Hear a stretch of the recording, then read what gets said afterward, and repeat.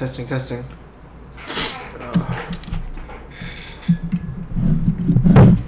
Can anyone hear me? Hey, I just need you all to confirm. Do you guys see the screen? Is it the prepping up screen, or is it the actual animation file?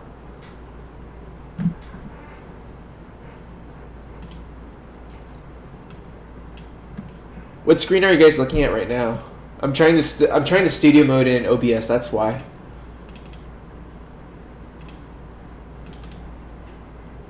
Oh, okay.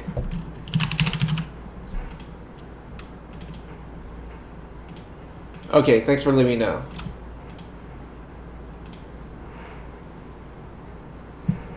So if I do this, is it back to the dog?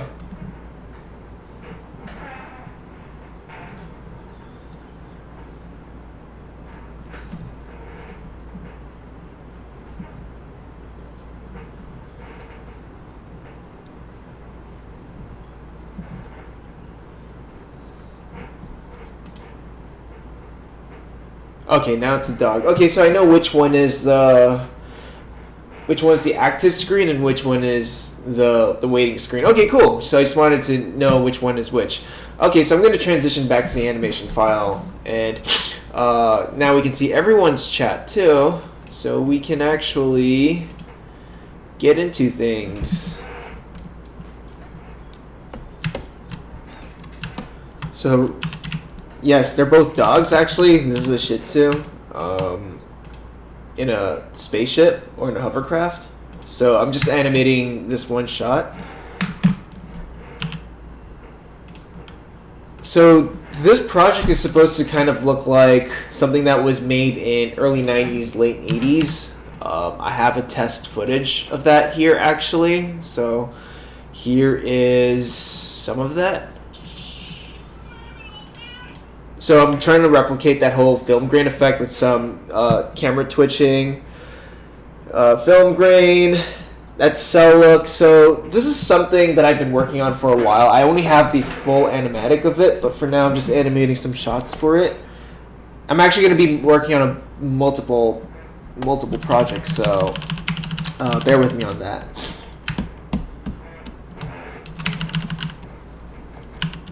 The other one's a flash file, actually. It's down here.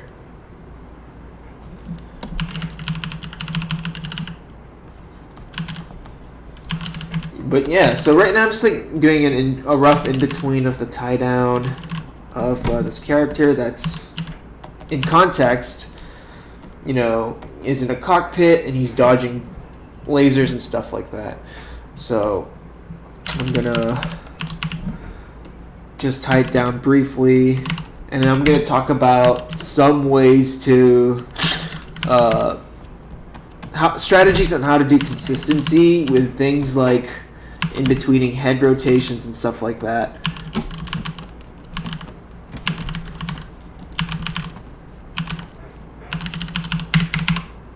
Okay, so I didn't really time the charts.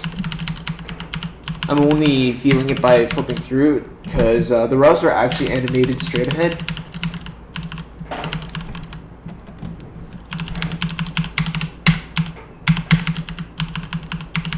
So I'm just only drawing breakdowns and in-betweens that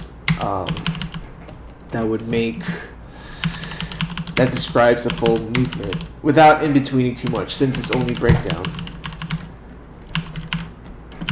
Also, I'm a bit sneezy right now, so sorry about that. Okay, now it's recording too.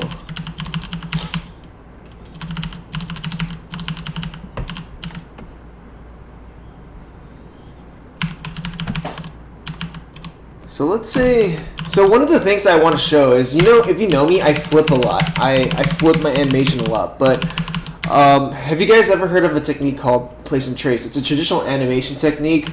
I never really used it because, part of me thought it was a lot of work, and that I personally like it when animation is just a tiny bit wobbly and inconsistent because it shows charm for me. I find that stuff charming, to be honest. But if you wanted to go for something really solid and you want to keep it consistent in terms of proportion, in terms of the design, then there's a way to do that. It's called place and trace. And place and trace is when you get your previous key and your next key and then stack them on top of each other so they match with your current key. So if I were to do an example, let's say I make a new shot. Let's say I make a shot where this is a character's head. Let's give him like some hair. And then my next shot, or my next key, hold on, let me just draw his shoulders actually. So his next key would be here, right? So this is A, this is B. And I'm gonna make him, let's make him face the other way. I'm gonna draw his ear, and then his hair.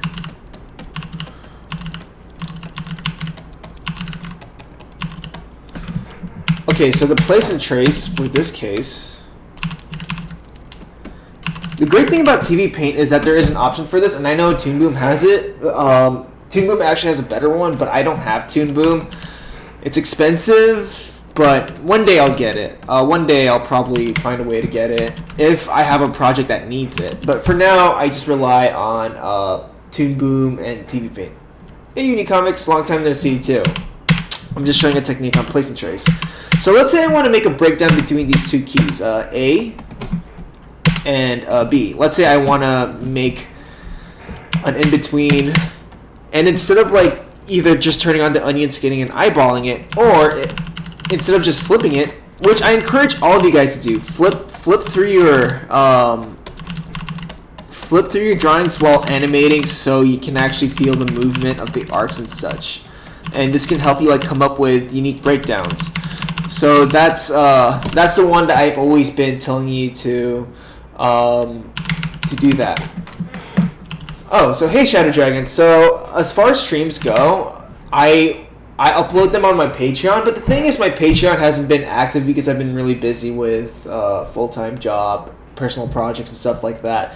So recently I had to make a huge change to my Patreon account where I took off all the tiers except the $1 one where I just post my streams, because I feel like streams for me would be much more realistic and I can still work on personal projects while talking to you guys and answering questions, while showing you guys how I usually solve problems.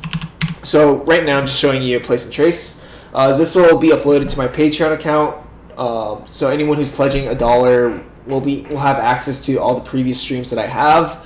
The reason for this also is because I don't want my YouTube channel to be filled with random stream records. It's all casual and it's all disorganized, and if I want anything public, I want it to be more organized. And streams are very casual and random, so I would rather have that extra content on my Patreon. Also, like just setting up the time for streaming is it's work for me too. Okay, so one way you can do this is, yeah, you can flip between your two keys so you can come up with an in-between for your drawings. But another technique is let's say I remove this, is place and trace. So in TV Paint, there's an option where you can actually get your previous onion skin and your next onion skin or your ghost of your keys and move it around without affecting the actual key. You're just only affecting the light box. In Flash, I use symbols, and I'll get to that later on how I do place and trace in that, which is more inconvenient and complicated for me. So let's say I want to make an in-between for these drawings. So if I were to rough it out, like let's say I still flip. I think it's still good to like flip and draw it, but now that you have an extra tool that you can use, which is place and trace, now you can make it more solid and consistent. So let's say I do a rough in between, just rough, just eyeball it, and you know it's only there to serve as a reference for the place and trace. So when I actually go to my current key, now get this, in TV Paint. So I'll show you guys how to do this in TV Paint. Turn on the lightbox option in your keys, Then turn on the lightbox options or the light table options. And if you press this little circle button here in TV Paint, this will let you pick out the previous drawing as if you were taking out the paper off its animation pegs, and you can move them around so you can trace on top of it. So if I click this, it'll allow me to move it, shrink it, rotate it, so I can move it accordingly to the head. So now I have a reference in how I can in between this. So I can actually delete that if I wanted to, or I could just work with it. So if I worked with it, you know, I have to make some changes to make it fit the overall proportions. So right now I can just in between from here. So I know this is his left eye. That's his right eye is here. So it could be here. Actually, his left eye is supposed to be here because I'm actually looking at these two. Those are the left eyes of the drawings. And then from there, I already have a good base for the actual place and trace, or for the actual drawing. And then from here, because it's still very messy here, I can just turn it off. And if I flip back and forth, I already have an in-between without having to flip constantly. But for things like hair, it's a bit more complicated, so I want to keep flipping it to feel the actual, to feel where things match. I can't find the right word for it right now. So that's one way to do place and trace. I never really used place and trace before because, again, I like being able to flip a lot, and I like the wobbliness of my animation work, because I find it charming when there's a bit of wobble, and I highly appreciate things that are solid too. But for me, like I kind of like that charm where it is a bit wobbly and weird. But if you wanted to keep it super more consistent, then place and trace is a good way to go.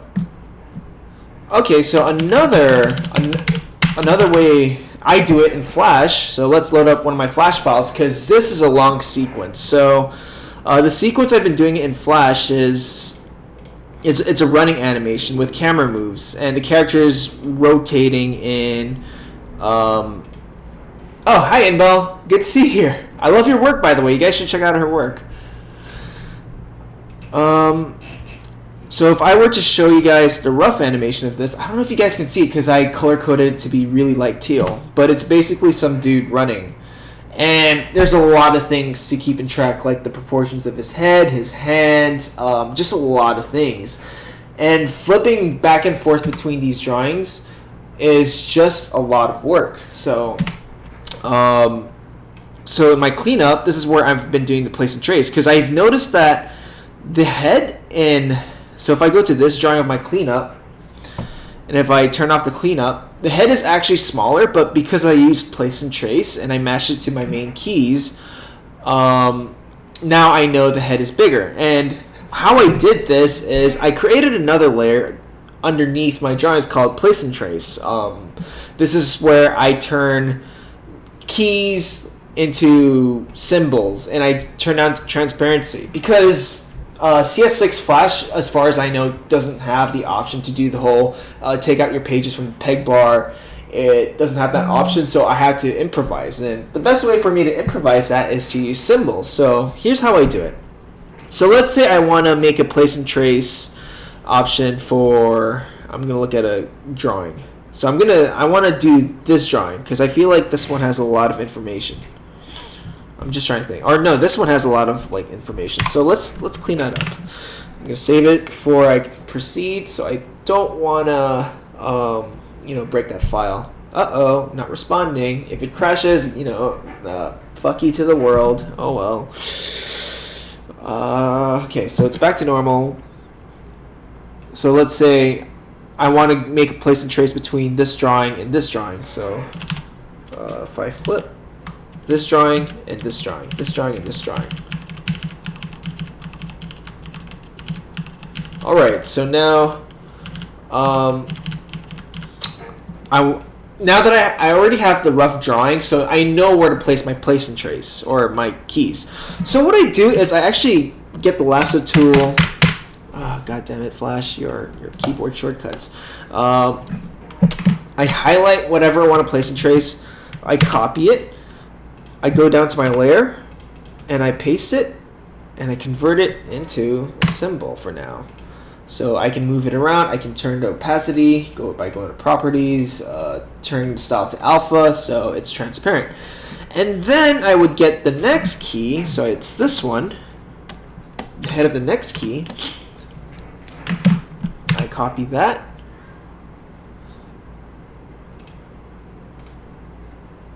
I paste it. I convert it into symbol. I'm going to move it to my place and trace drawing, and then I turn it to alpha. So what I do is I try and match these drawings in the arrangement of the drawing that I have, the angle and such. I think the angle is important. And then the proportions are going to be a bit weird. So from here, so notice how, because I want this to be a sort of in-between, it's going to be much bigger. And I'm looking at the nose as my pivot point for this.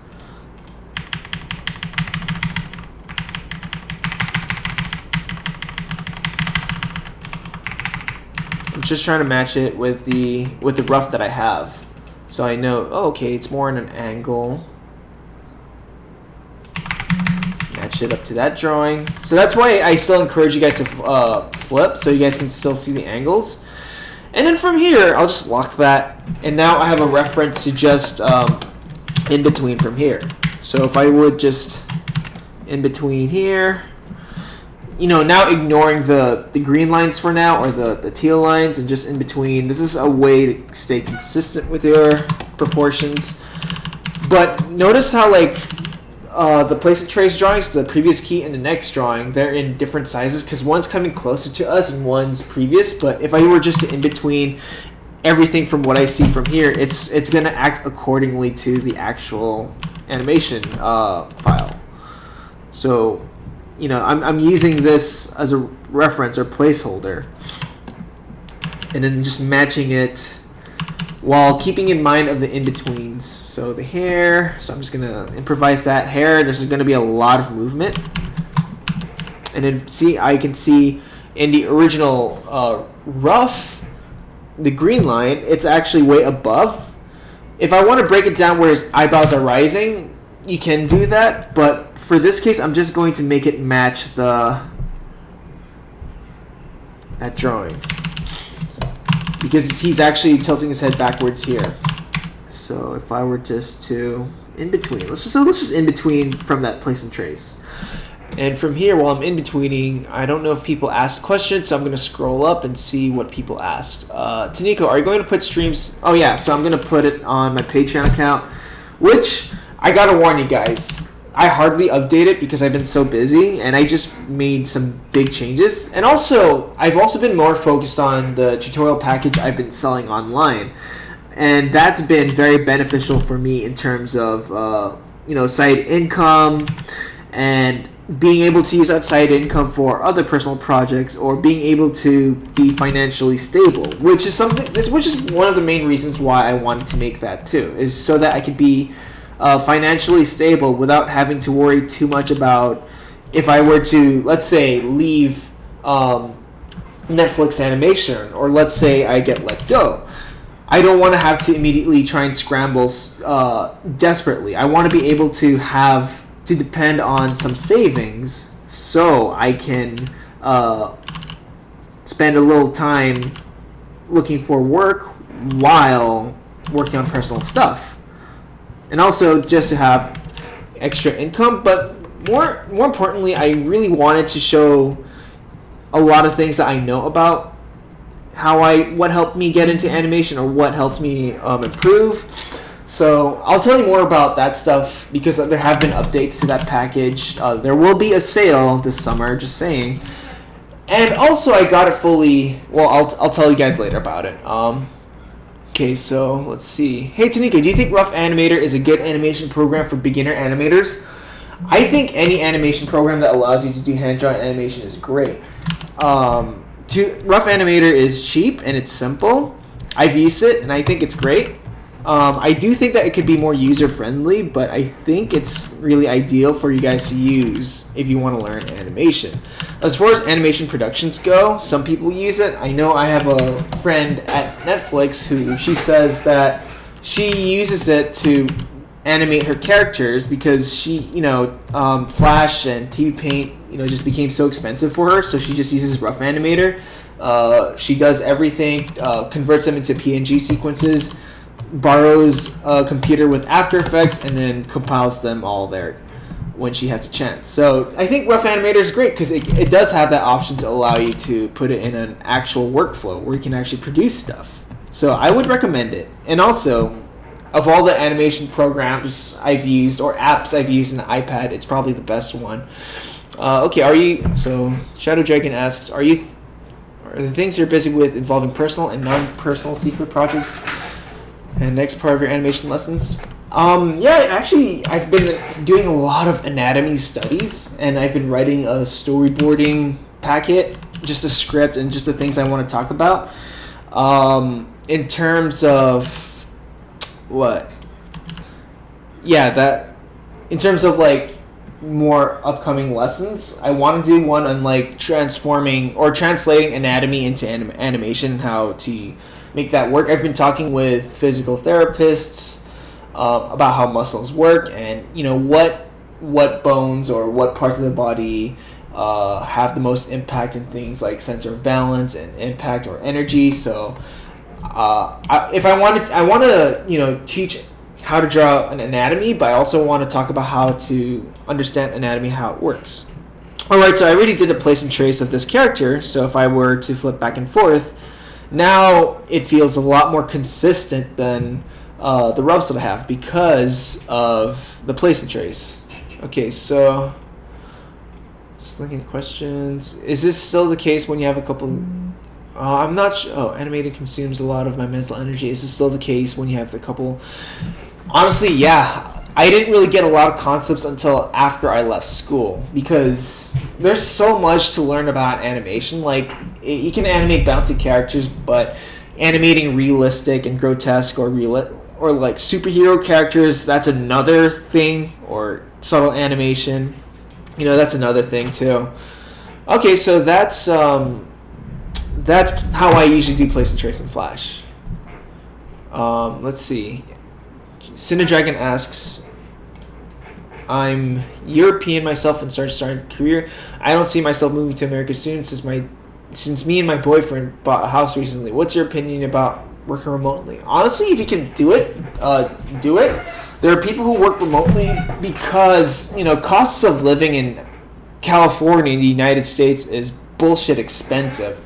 I was just looking at houses because I am thinking of buying a house, but it's unrealistic for me. It's for a 2-bedroom, 2-bathroom. It's around $800,000 around where I live. It's way too expensive, and I'm sure San Francisco or any techie city is just going to be out there. So I would say if you can work remotely and if you can manage, and if the company is willing to work with you remotely, I would say do it. I have friends who do it because of health reasons, because of family reasons, or cost of living issues. So if you can manage, do it. But I think working in a team in person is rewarding because you build that friendship, that camaraderie. I'm not sure if I'm saying that right. Okay, so I'm just gonna in between the rest of this shot actually. Okay, so where can I download TV Paint? On the TV Paint website. I know this is an old version I used, 10, and I got it through my student discount. Okay, so do you have experience working with grease blenders? I actually have Blender installed because I want to try and model environments in 3D and then draw on top of it if I were to do a comic, or if I were to do camera moves that required a 3D environment.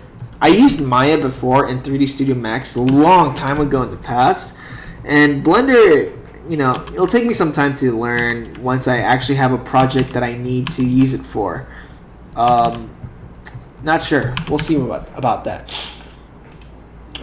Hey dude, how much do animators get paid in anime studios? Okay, so one thing you should know in California, or Los Angeles, actually, just Los Angeles, is that we have the animation union, which helps major studios pay really well for animators, because animation, you can't really make a living out of it outside of California right now unless you have a good reputation and they are willing to let you work remotely. And that's also because we have the union. Most places don't have the union, which it's so easy for me to say, please form a union if you're elsewhere, because it is unfair in how much they pay you and how much they treat you guys over in certain areas. But I would say it's a lot more than, let's say, in anime studios in Japan, especially considering all the stories we hear about living conditions and how the quota and how much they make, which I don't think any person in their mind should do. They should find another venue for income, something that's comfortable for them, and that's also why I encourage people to start personal projects, is so that they can have their own voice to stand on. And when you have your own voice, a lot of people will hear it. They'll want to invest in your project. They'll want to invest in your projects if they like it or nay. I would highly recommend doing personal projects. It can also lead to opportunities. Okay, let's say someone likes the dancing dogs you do, then you might want to turn that into potential income, which I would have done if I was smart enough. But in all honesty, I don't know what I want to do yet in terms of extra income of personal projects besides tutorials, because when I do tutorials or when I do lessons, I actually like being able to share knowledge, and I love being able to help people out, and I feel better if I were to make income through that, through education and just helping people. That's something that I would rather make income, and that's kind of why I decided to take out tiers for my Patreon, because a lot of those tiers were gain access to personal sketches or secret sketches. And when I thought about it, I'm just if I were to put something online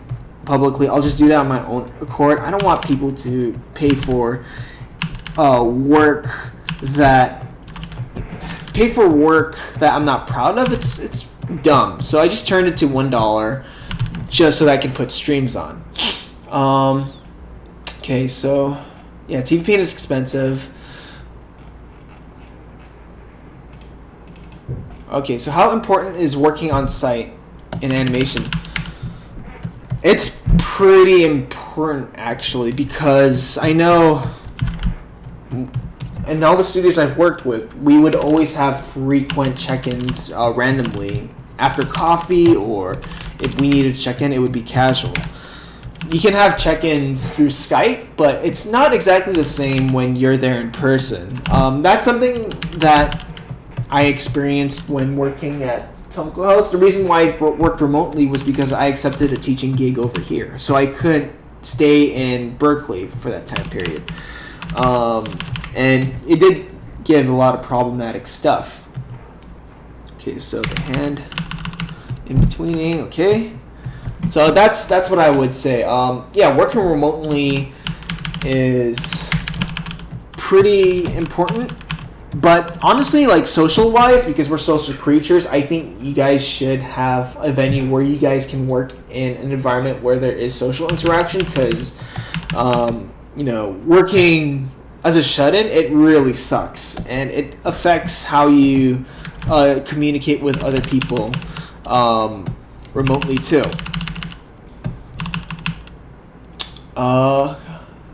So what is your process when you use video reference? That's a really good question. I remember So I remember in my first year of animation at CalArts, one of our teachers, who was a Sheridan grad from like the 80s or the early 90s, who worked with James Baxter, made us do video references in class. Actually, like he would actually flip through the frames of the drawings, of the video, and then make us draw it. And he would show strategies and how to copy from reference. So one way to copy from reference, you can do ups and downs. So you know what? I'm just gonna open a new window so I can write it down. Oh, this is another shot I've been working on by the way. So it's so if I were to show, this is me just like testing out cuts between these two shots that I will clean up. So boom, boom. It's a guy like stabbing another guy falling from the ceiling. It's supposed to be like slow-mo then fast, so it has that nice rhythm. So let me open a new window. So let's talk about video references. Video references. So there are a few ways you can do video references. So the first technique he showed is like every 4 to 8 frames of the video you can study that. That's one way where you can actually talk about where you can, it's kind of like straight ahead with video referencing. Another way for video references that he showed us was to keep tracks of ups and downs. So this is, for example, characters jumping up and down. So if a character's up in the air, that's an up. So up equals things like jump or extension. And then down is something like, squash. So it's squashing, it's feet to the floor, and squat. So, anything where the character's like down on the ground. And the third way he showed us was by contact. So let's say you're animating someone grabbing, there's a lot of grabbing or there's a lot of footsteps. I used this for a breakdancing video I had to study, which is things like footsteps, so feet touching the ground, contact with ground or body, or impact. Honestly, if you want to like get the best out of video references, I would use these two. Honestly, use all three, but I would say these two encourage you guys to think more. These two encourages thinking or analyzing, because a lot of people think analyzing. The problem with some people have against video reference is because it's like rotoscoping. Oh, you're just copying something. Well, no. The thing is, when you're using it's reference. You need to study what you're animating, or else it won't resemble what you're trying to do. So when you actually look at what parts are touching the ground, what the body's doing, where the ups and downs are, or the mechanics. So what you're looking for in video references.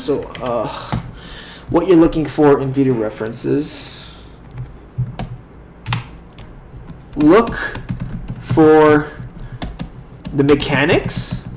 So things like movement, body, anatomy, how they work, how it all works. So if we're looking at a ballerina, for example, what is the hip doing? Or if we're looking at someone doing taekwondo, what is his hips doing, and how does it make the person do a certain kick? So look for the mechanics. Maybe look for attitudes. This could be good for character reference. So if a character has a certain attitude and you want to replicate that or study it, look for that. There's a lot of things to study about video references, but video references, I would say, use video references to study like these. Don't look at it as just raw reference. I would put an X there. Raw reference or blatant copy. Because the point of video reference is you're trying to understand these things, and it's all about how you can use these to execute your idea. Okay, so that's what I would say about video references. Don't use it just to copy poses or just copy the pose straight. Use it to study it, ups and downs, contact poses, etc., etc. Okay, so I did have some other questions. Okay, so I'm going to go back to in-betweening this. Working remotely and storyboarding can be hard, especially when it comes to... Yes, it is true. Working remotely is kind of tricky. I remember when I was in the Philippines and I had to storyboard for something here, I had to sleep till like 4 a.m. just so that I could have a meeting with my clients. And it was hard because sometimes the internet would be very flaky, it would conk out. And this was back in like, what, 2015? So the internet in the Philippines was not yet great. I don't think it's still good. I think it still sucks, but back then it was just atrocious. I want to animate for a living, but I want to animate in anime studios at the same time, but I'm not really a fan of anime art style. That's why I encourage you guys just to work on personal projects, because personal projects, you can build a following, you can build your own community, you can find communities that are similar to you, so you can actually share strategies, guides, and share inspiration. And I think that's always encouraging when you are animating remotely. I mean, not remotely, but animating, but not in the anime style, or finding just animate the things that you want to do. Oh, thanks, Inbal. How to track character arcs when camera moves. The thing is, I like to make a master shot if there is a big camera move. So like, let's say I open, so if I were to make a master shot, let's say it has all the action here, so a character is like doing kicks and stuff, he's flipping, he's doing gymnastics, whatever it is, I'll do it in this big massive shot, whereas if, let's say I'm using 16:9, the camera would be like this. Like, I would just use this as reference for compositing. So I can just animate these things, the arcs and everything in this master shot without worrying too much about the camera move until I do post effects on it. How would you recommend to start animation? I just bought a graphic tablet and I just really want to use it for animation. There's a free program called Pencil 2D. I think I have it here actually. Whoops, secret. Let me see. Program files. Let's see, program files. Pencil 2D, pencil. Where is that? Where? I think it's under software. This is a Pencil 2D. Okay, I found it. I'm gonna open it up. So this is a free program that I found a while back, and it is something that maybe I'll make a video tutorial of how to use it, because it's so simple. And if you just want to learn it, if you just want to use it just to get started with learning how to animate, I think this is a great program because it's so simple. It doesn't have all the unnecessary bullshit that Flash or TV Paint has that you don't really need to use yet. You can just use this just to do simple frame-by-frame animation. It has layers, so you can have a background layer, you can have a vector layer, a bitmap layer. You can just animate it, and flipping it's easy. So if I were just to like draw like one side of a character, right? And then I would set my next key to like key 13. And I would press F7. It's like Flash. You can set your keyboard shortcuts, but I think the default was very similar to original Flash, actually. Like the previous key. You can even do next keyframe and previous keyframe instead of next frame and previous frame. And you can actually control the onion skinning in the preferences, but you can flip. So you can also turn off the onion skin, and then you can just flip if you wanted to. So Pencil 2D is a good one to get into because it's free. You can just learn how to animate from there. before investing in big expensive programs, but I would say just try it. Just try Pencil 2D because it is free and it's simple and it's just made just to animate. I I don't know if I would recommend Krita or Grease Pencil. They are free too, but I would say this is just simplified. You don't need. There's so many buttons that you don't need to worry about, and it just has one focus, which is rough animation. Okay, do you think you can animate for an anime studio? Oh, so Binyamin asks. So sorry, I'm gonna go back to in betweening before I answer that question. Okay, so do you think a person can animate for an animated studio but still animate for studios like Cartoon Network or Netflix or? Yeah, some people have actually. Some of my friends have animated for anime studios.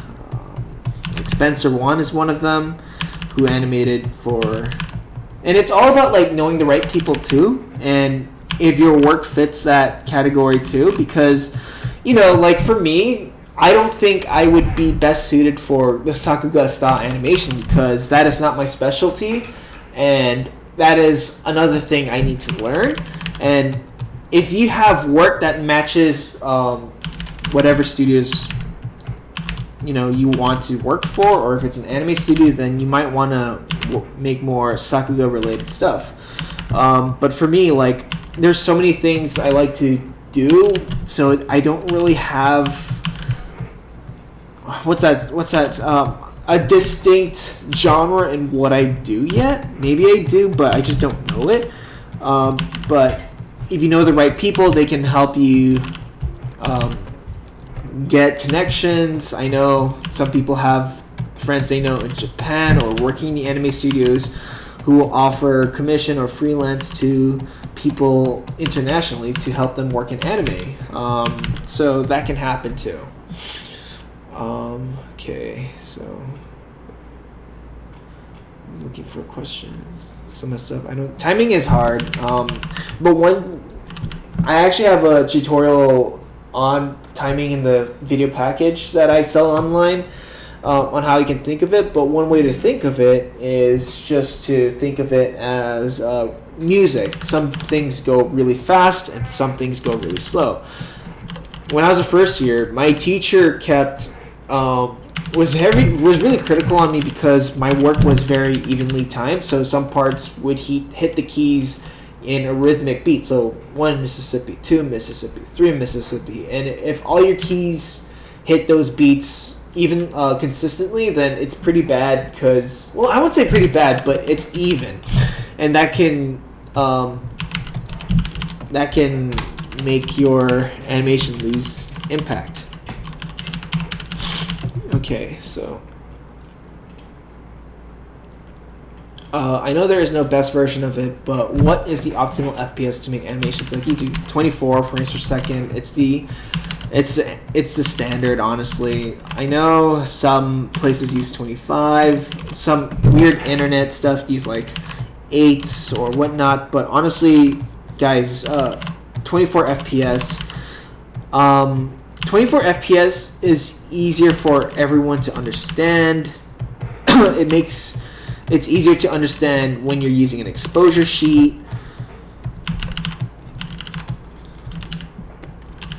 So I would say try using 24 FPS because this is where the terms 1s, 2s, and 3s make the most sense. I know sometimes people use 12 frames per second, which is just animating on 2s where all the 2s are on 1s, which is fine. But honestly, if you want to understand 1s and 2s and where that comes from and how that timing makes sense, use 24 frames. But I know some projects will have to use 60 frames per second because if it's a game. So I know Glenn Keane talked about it one time and he said he used a metronome as a reference. I'm not sure how to use a metronome yet. A bit. I've used it a bit, but I don't really use it just to feel out of timing. But you can use a metronome just to get the timing of your thing. But you also have to know how to transform or translate your 2s or whatever you're used to into that following frame rate. How often do you take on contracts when you aren't passionate about the project? Honestly, like, I don't really take a lot of... wait. I need to reread that question because I might be thinking of something else. How often do you take on contracts where you aren't... If I'm only if I'm, desperate about it. I don't really take a lot of just contract work. Most of the places that I'm involved in now are mostly at will. So I can leave and get let go at any time. And the reason why I made the animation package for teaching, also for passive income, is so that I can focus on working on the things I am passionate about, whereas I can still have a steady income. Okay, so are you going to add new content to the complete intro to 2D animation? So the thing I'm gonna add right now is I'm probably gonna do a video of place and trace like I showed here earlier. But I'm also gonna make that as a video YouTube entry, but I'm gonna also include it in one of the chapters. But the big thing that I want to announce is that I already got Spanish subtitles. I got everything fully subbed in Spanish. I used a website online that hired freelancers for that. And then I also got friends of mine to check for lingo that might be missing. So it's actually done. And the reason why I'm holding off on it before I put it online is because I'm also translating the previous tutorials I have. That's also in my Gumroad account for sale. And I want to release it in celebration for a sale. So when a sale comes, I'll announce it on my Twitter. So Pencil 2D, yeah. Also, is it good to make animation with Clip Studio Paint, or should I try software to make animation? I haven't really tried Clip Studio Paint, so I don't really know what to say about it. I've only seen videos of it. It looks like it can work. So honestly, when you're choosing a program, it's like choosing a medium that you like or that you really want to work with. And Clip Studio Paint, looks like people like it. So if they like it, maybe you can try it out to see if you like it. It's still very rough, but it's okay. I'm gonna clean it up. So that's my in-between so far. He's pushing something. Maybe I'll add a 1 somewhere there. Okay, so how do you plan an action or fight scene? I actually storyboard it first, and then I would roughly key out all the beats I want. And using those keys, I turn that into my layout, so that I can either do straight ahead or pose to pose. But if you're asking about like how do I think about drawing punches or grappling or anything like that, I would say this: for anything with like striking, like if you're doing fighting, anything with striking, I would do pose to pose really, because you can show which part is contacting or which poses are stretched out, which parts are contracted. So, when it's striking, it's easier for me to do pose to pose with that. But with grappling, grappling is things like wrestling, judo, or jiu-jitsu, I would do straight ahead, because the thing with grappling is that everything is moving all at once. So if there's a lot of things moving all at once, do straight ahead. But I would say just try and combine the two, really, What is your opinion on Krita? Do you think it is a great program? I think Krita is... I think it's tiny bit buggy, but honestly, I had no problems with the animation add-on. It actually works pretty well. I can still flip. I wish the controls on the fill tool was better, honestly. It's a bit confusing for me, because there's like I couldn't find the gap closer until I found another option, but that's not really the fill. I'll have to give it another shot. I want to try and animate something, animate a shot out of it, because I want to encourage people that, just because it's free, it's not a good program, because you can still make amazing things with cheap or budget programs, and that's kind of why that's also I want to make animation education or making your own stuff more accessible. And I'm super grateful to anyone who makes open source programs that are free, and it encourages people just to learn animation. But I also want to try and make a finished shot or a finished project using completely free programs to encourage people. Yeah, you can still make these things. It's not going to be as versatile or as great, but it's still possible. And I just want to further prove that it's not about the software all the time. The only time software counts is whenever there's a complicated tool that you need to use, like a rigging thing. But if it's hand-drawn animation and if it has ink and paint and stuff like that, you don't really need much. Oh, Ghibli, thank you. Yeah, I heard about Spencer's one. I actually knew about that he was going to teach a few weeks prior, because I'm actually friends with Kevin Chen.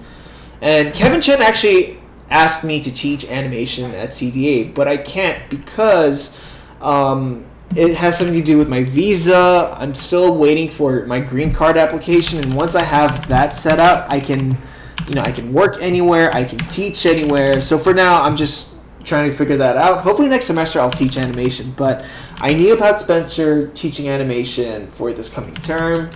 I'm pretty stoked. A bunch of my coworkers are gonna take it, and I think he's gonna teach them some really good shit. So I'm really excited for him.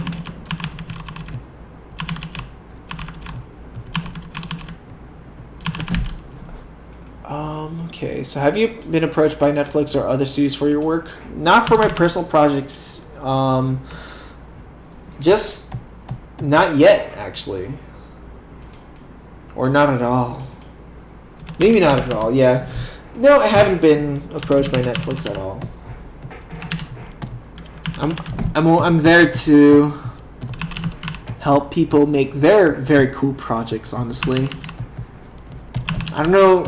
It's weird because it's exciting thinking about having your own show or feature or project, but at the same time, and this is something that I always talk about with my coworkers, is that when you're working on a show, you're going to experience a lot of things. One, it's not going to be yours anymore, because you're going to have a lot of voice input. You're going to be doing a lot of fighting with the studios to get what you want or what you need. And not a lot of people can handle that. Because at the same time, when you become a showrunner, you sort of, from what I hear, you sort of become a manager.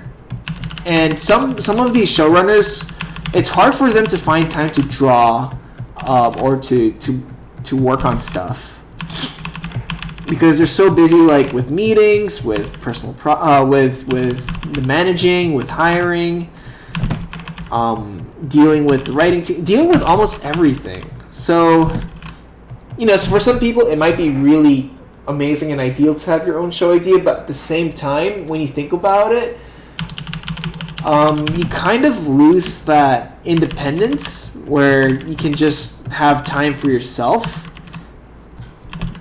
I mean, it really depends on how you take it too, because I was talking to a friend who is a showrunner, and he says that it depends on how much work you decide to put into it, but if you are really passionate, you will be doing a lot of fighting, a lot of interaction, a lot of teamwork stuff, and it can take a lot out of the people, and that's why it's not for everyone. I don't know if it's for me either, because I kind of like having helping people out for now. And I just like working on, if it is personal projects, it'd rather be very independent. This is so that I can go at my own pace. I don't get stressed out. But again, it depends on the person. So yeah. What are your favorite sakugas? I have a lot of favorite sakugas, but it really depends sometimes. I like the older ones, like from the 90s, honestly. I think newer sakuga, I don't know what it is, but the problem I have with some of the modern sakugas is there's so much shit flying around all the time. And it's like everyone is doing all these superhero moves. And for me, when I see a lot of that, it's hard for me to get engaged because I'm also the type of person who likes seeing character performance. And I think a lot of people, when they want to get into sakuga, I think one of the biggest misconceptions they have is, oh, I want to animate really cool things flying all over the place or animating elaborate movements with really good arcs. And be a really good draftsman. The great thing about sakuga is it teaches you how to become a really good draftsman and a really good technician in terms of drawing. But at the same time, like, they leave out performance, they leave out character. It's all just good drawings. And that's another thing that you need to train yourself too. And I can kind of understand why some Western animators don't like anime and why anime or sakuga enthusiasts don't like Western animation because, both have their pros and cons and both can easily outweigh each other. It really depends what you want. Honestly, I just like taking in everything that I like and say, oh, this is cool, I'm going to take that. Like, for me, I like watching Russian animation sometimes because they do some really weird shit, but it's all very beautifully done. Okay, so what is the biggest mistakes? Oh, so, sorry, I didn't answer it. I think I just answered it. So one of the biggest things I see in the beginner animator is, the biggest things I always see is timing and spacing. Spacing is the biggest thing. Draftsmanship, spacing and timing, solid drawing is one of them, and relying too much on like a certain tool like flipping. Like onion skinning, and they don't flip as much. Every time I tell them to flip, they're like, "Oh, the onion skin was made for a reason. The light table is there for a reason." Yeah, it is there for like really tight in betweens and just to see your all your previous keys. But you can't just rely on it when you're onion skinning. It's a tool. It's like you can't use it as a crutch. Are you working your own feature film? As far as I know, no. I don't think I am working my on a feature film. I would rather be working on shorts, to be honest. Because shorts, I think there's a lot of honesty there. In shorts, independent shorts, there's a lot of honesty to it with the time frame you have. And the reason why I say there's a lot of honesty to shorts, is because it's you don't have a lot of time, you don't have a lot of production value. And you're not trying to, please a huge market. Whereas like in most animation features, there's so many meetings about like, oh, how do we make this more consumer friendly? How do we make this more PG friendly? Or, oh, there's going to be some policies on this because of this and that. And it's dumb. I remember being in a meeting at DreamWorks, and one of the meetings was like, oh, we can't do that in our feature film because we'll get letters from angry mothers about that. And that's when I realized that it doesn't become honest anymore. It's just like we have to, maybe let me rephrase that. It's like we have to find another way so we can be honest, but at the same time, when you're honest, there's a lot of things that you want to say, and when there's a lot of censorship, you can't say those things. Whereas in shorts, there's more options for that. I'm curious about something. How do you make something loop and keep looping while other stuff is happening?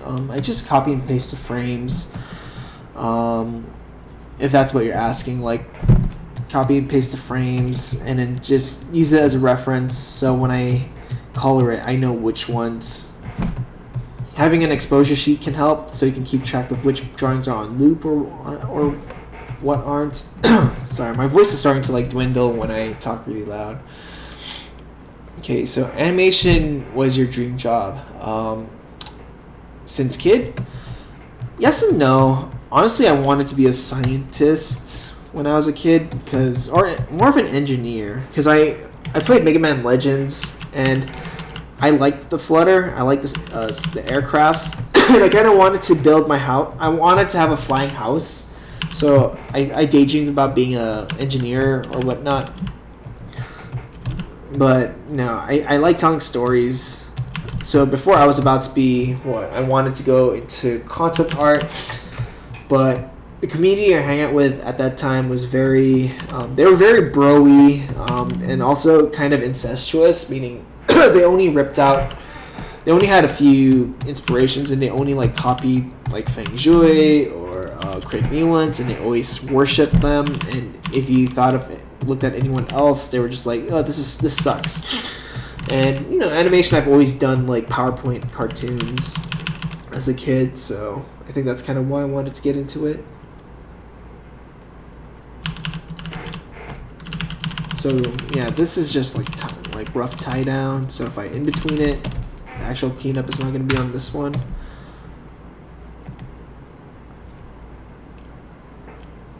So he's like pushing like a joystick. Okay. How long did this doggy boy animation took so far? Cause damn, you're sketching it really fast. Honestly, like I did all the rough. So here, let me load up the rough. So I did all the roughs a long time ago, but this didn't take long actually. It was just one night, I think. It was just one night just to do this of like an hour or two. Very rough, very loose, but I finished all the roughs like this for for the next following shots. So I've been doing like tie down. So if I hit cleanup stage, I already have which parts to define, which parts to draw. It's actually based off this design. This character here. A walking, talking Shih Tzu who has an appetite for tech and computers. So that's what his design kind of looks like. So that's what I've been working with. Okay, so as someone who has worked on Clip Studio Paint to animate, I would recommend it as an alternate program to use. You would definitely have to cut up your film, but it's pretty good. Or you could just like animate each shot independently as its own file. That's what I do with all my shots. See, all these shots are like different shots, and each file is a different shot. This one too. Oh, this is something I haven't shown too, but it's supposed to be like a foreshortening shot where the bike is coming closer to the camera. There's this big giant serpent like following them. So this is gonna be a hover bike scene with some desert background. Okay, I've done this shot and finish shot. I'm sure if I use EVP or something, it would have been frustrated, but it felt super easy. Okay, so I'll do something in Krita then.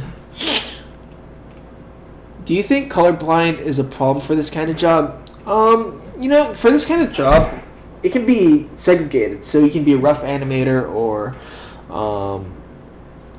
you can just be a rough animator, and you don't have to deal with color. So the only thing I can think of is if you're colorblind, then I think if you're colorblind and if you're a color stylist, you might have a tough time. But again, that's something I can't really say. I'm not really sure how it works. Is it possible to do a whole feature animation completely by yourself, minus voiceovers and soundstage work? Yes, I actually have a friend. Well, had a friend. I don't know what he's up to now, but he made a feature film in Flash all by himself.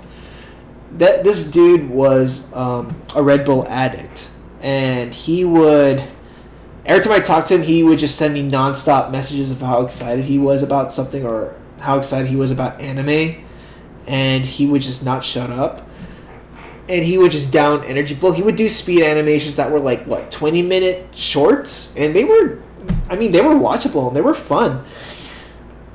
I have to look up. I can't remember his name, honestly. It's like Kevin Ikulio. He was Hawaiian. I'll look him up when I have the time. Okay, let's see. Hey, Taniko, I want to do animation, but I feel like my drawing skills are not there yet. What advice? Okay, here, wait. Let me open up a new window because I want to write the stuff down. So what to do for animation?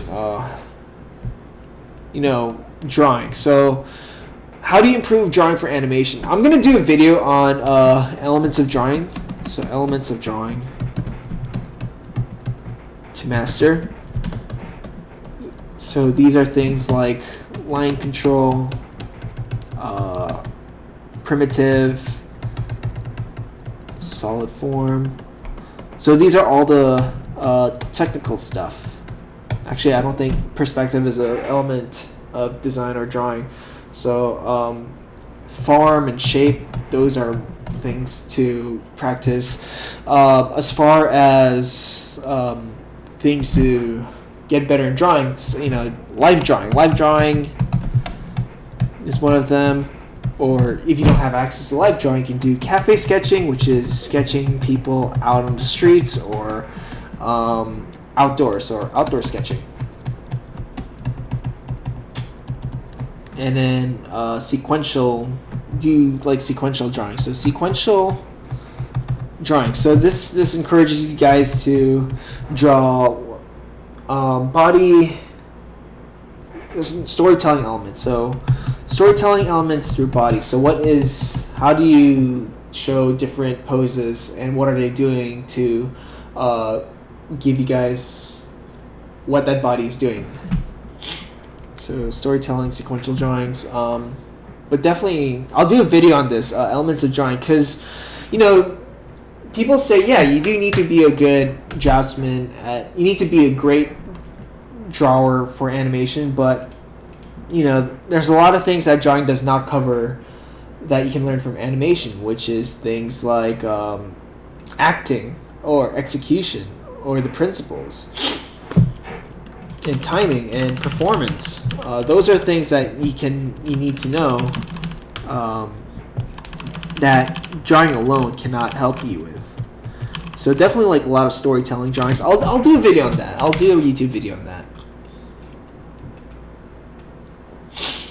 Yeah, that's true. No Modern Sakuga, I feel like, has so much shaky cam.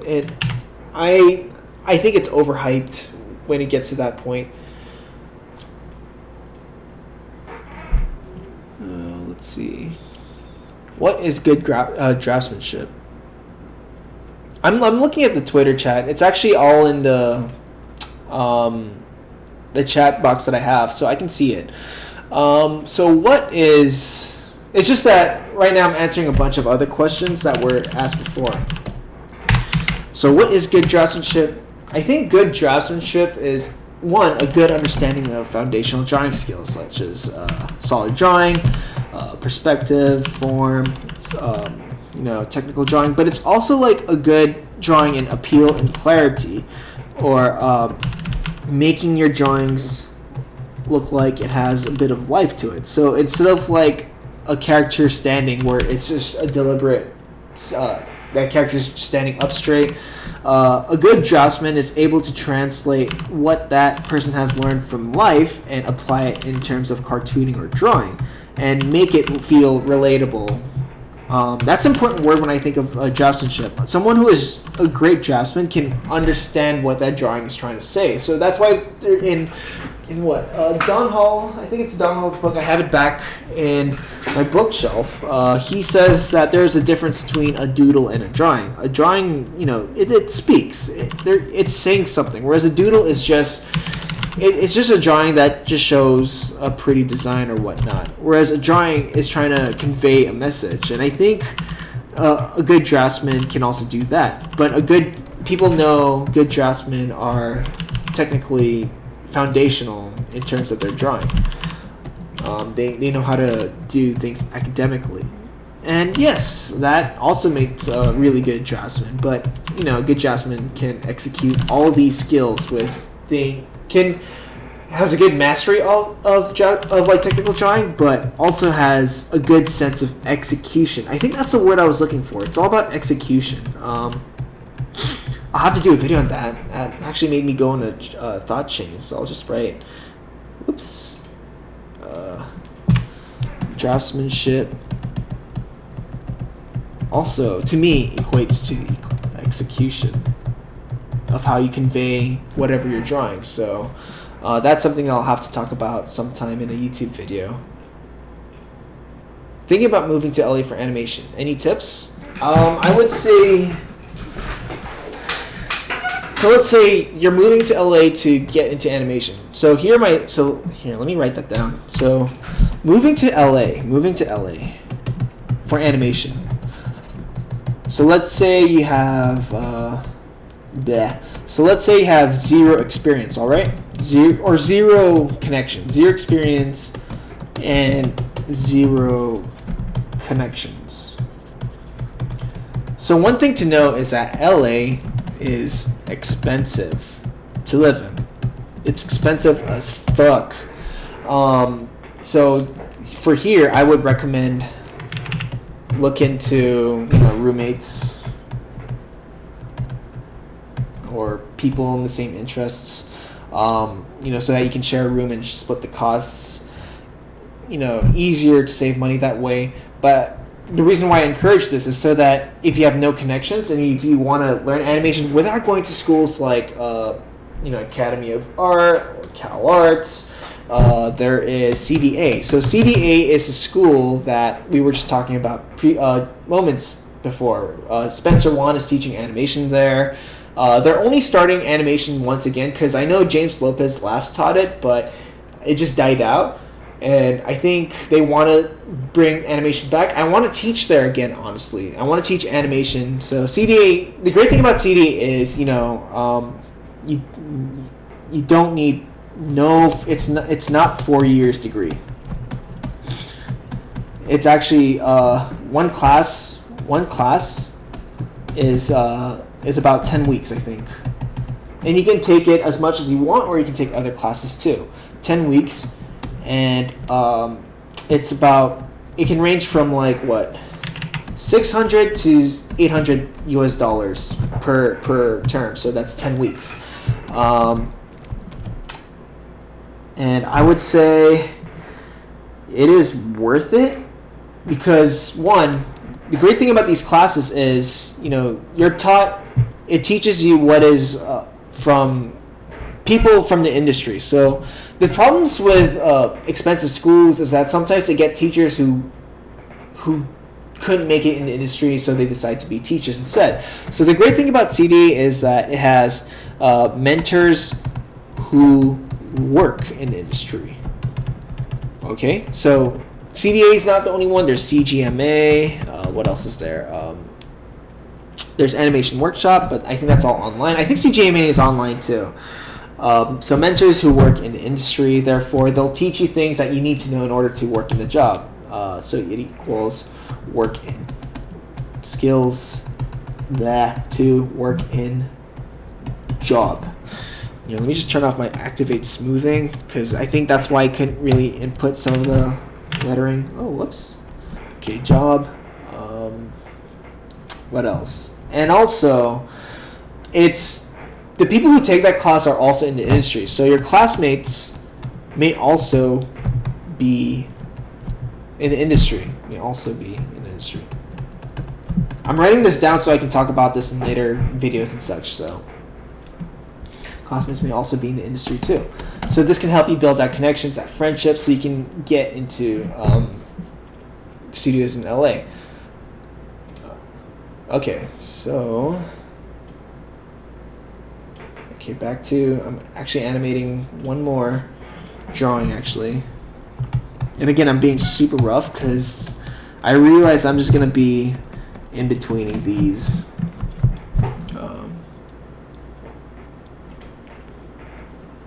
Okay, will you ever do a tutorial on how to animate quadrupeds? Yeah, I feel like I would. Honestly, I would love to. And if people, like, one day, if I have the time to do that, but it shouldn't be, it's only like just a bit of quadrupeds. quadrupeds, as long as you know how to animate. So that's a good thing. So if I were to, the great thing about doing that package, that tutorial package that I did, is that if I want to introduce new concepts, I don't have to go back and reteach the basics. That's the problem I always had when I was doing like animation demos or stuff like that. I always had to reteach or reevaluate the basics, which is not a bueno way to go. Explain. Okay, so can you explain moving holds? How are they done? So moving holds are just basically redrawing the same drawing again and again, so it kind of looks like they're alive. Some people call them moving holds. Some people call them dynamic holds. Or I know we got CalArts when I was at CalArts in 2011, and all the student films and the producer show used that. That was the main thing a lot of people in the industry did not like. It's like one of the biggest notes that we got was like drawing the same drawing over and over again does not equal animation. So that was something that they said. I thought it was funny actually, because it is true. Like we had a habit of like doing a lot of moving holds. Okay, so I think we can add ones now that we have this. Do you like the work of Hayao Miyazaki? Your design reminds me of the Ghibli style. I love Ghibli stuff, honestly. I don't think my work is even close to that, but I love Ghibli stuff. I love the earlier stuff, like Lupin. Castle of Cagliostro. Nausicaa and Castle of the Sky. I do think that his characters tend to look the same, but I mean it's a chosen style. It's kind of like, you know, who else? Like Leiji Matsumoto. That's another old time manga artist that I really liked, because I remember Captain Harlock showed on TV, and I really liked that whole 70s hairdo and those pop colors. So I liked his stuff. Honestly, I try and bake in a lot of things. Some people say that my stuff reminds them of like Don Bluth, which I can kind of see.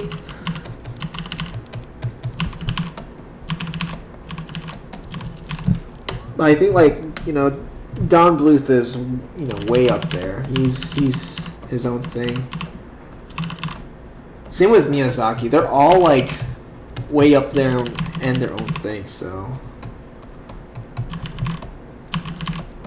I know some teachers. So this is something I want to talk about, because I know some teachers the teachers that I have seen always encourage their students to be like James Baxter or be like Don Bluth, which I think is the wrong way to teach people animation, because you want to encourage them to grow. Like, you want to teach them the skills that they'll need if they want to survive in the industry, but you don't want them to just be a copy of someone else. That is the worst way to go. Oh, that's a 1. Okay. Like dodges, or like there's gonna be like a flash of light. That's why. Okay. How many personal short films projects do you work on at once? I'm really bad at that, honestly, and I just need to focus on one. But this is kind of... There's one that I keep putting on hold and coming back to, so it's this shot. It's the one with the girl transforming into a dragon. So that's what this thing is for. But I mean, I was just told yesterday not to upload anything of it, because it could be good for something, so I'll keep it on hold and just focus on this, because this is something that I just want to animate for fun. I actually finished all the storyboards for a short film, and I'm getting friends to record scratch dialogue for it. So far I've received every character except 2 more. So once I have that, I'll edit the voice work and the scratch track and the storyboards together, so I can actually have animatic, so I can show people, I can see what to cut out. So that's my plan. I'm just working on this for now because I'm just waiting for people to deliver lines.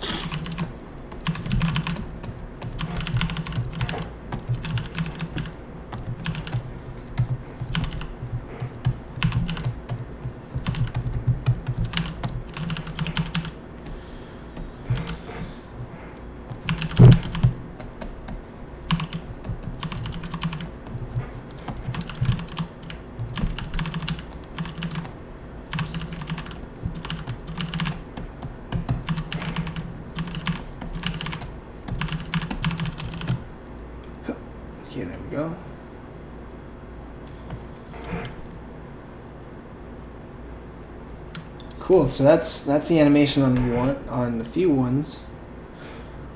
I don't think I need to add any more ones. I think that this is enough because it's such a quick movement. Okay, I'm gonna answer some more questions.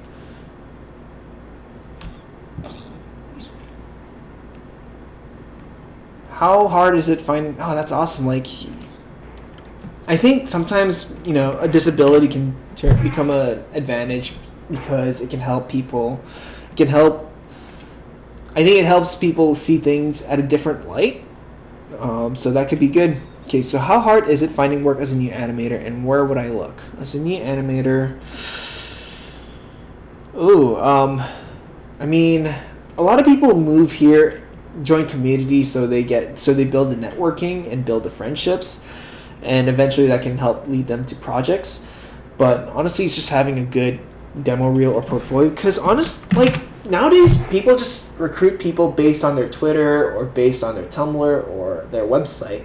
It's not all about just moving there so you can break in. It helps a lot for sure, but I mean, if you want to find work, put your work out there, up online.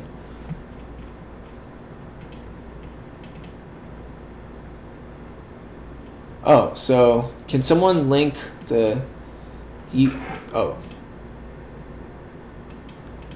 talk about style in the industry and finding your style. I actually wrote a script for a video on drawing styles actually, because a lot of people talk to me about or ask. I see a lot of people like not complaining, but they're concerned about having a unique style or trying to find their own style.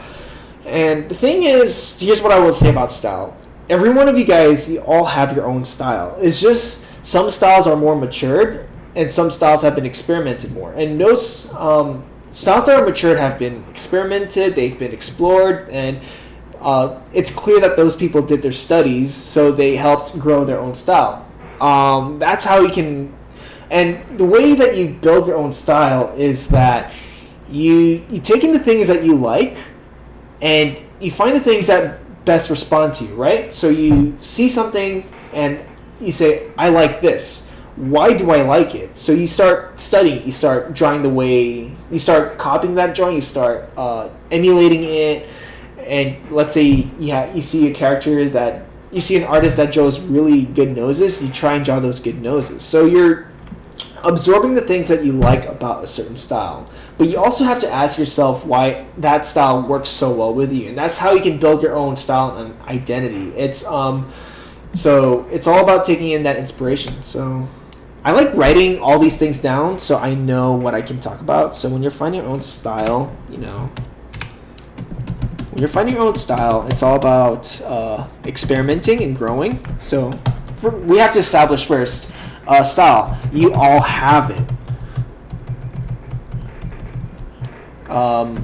But people who have more elaborate styles, there's a bit more maturity to that.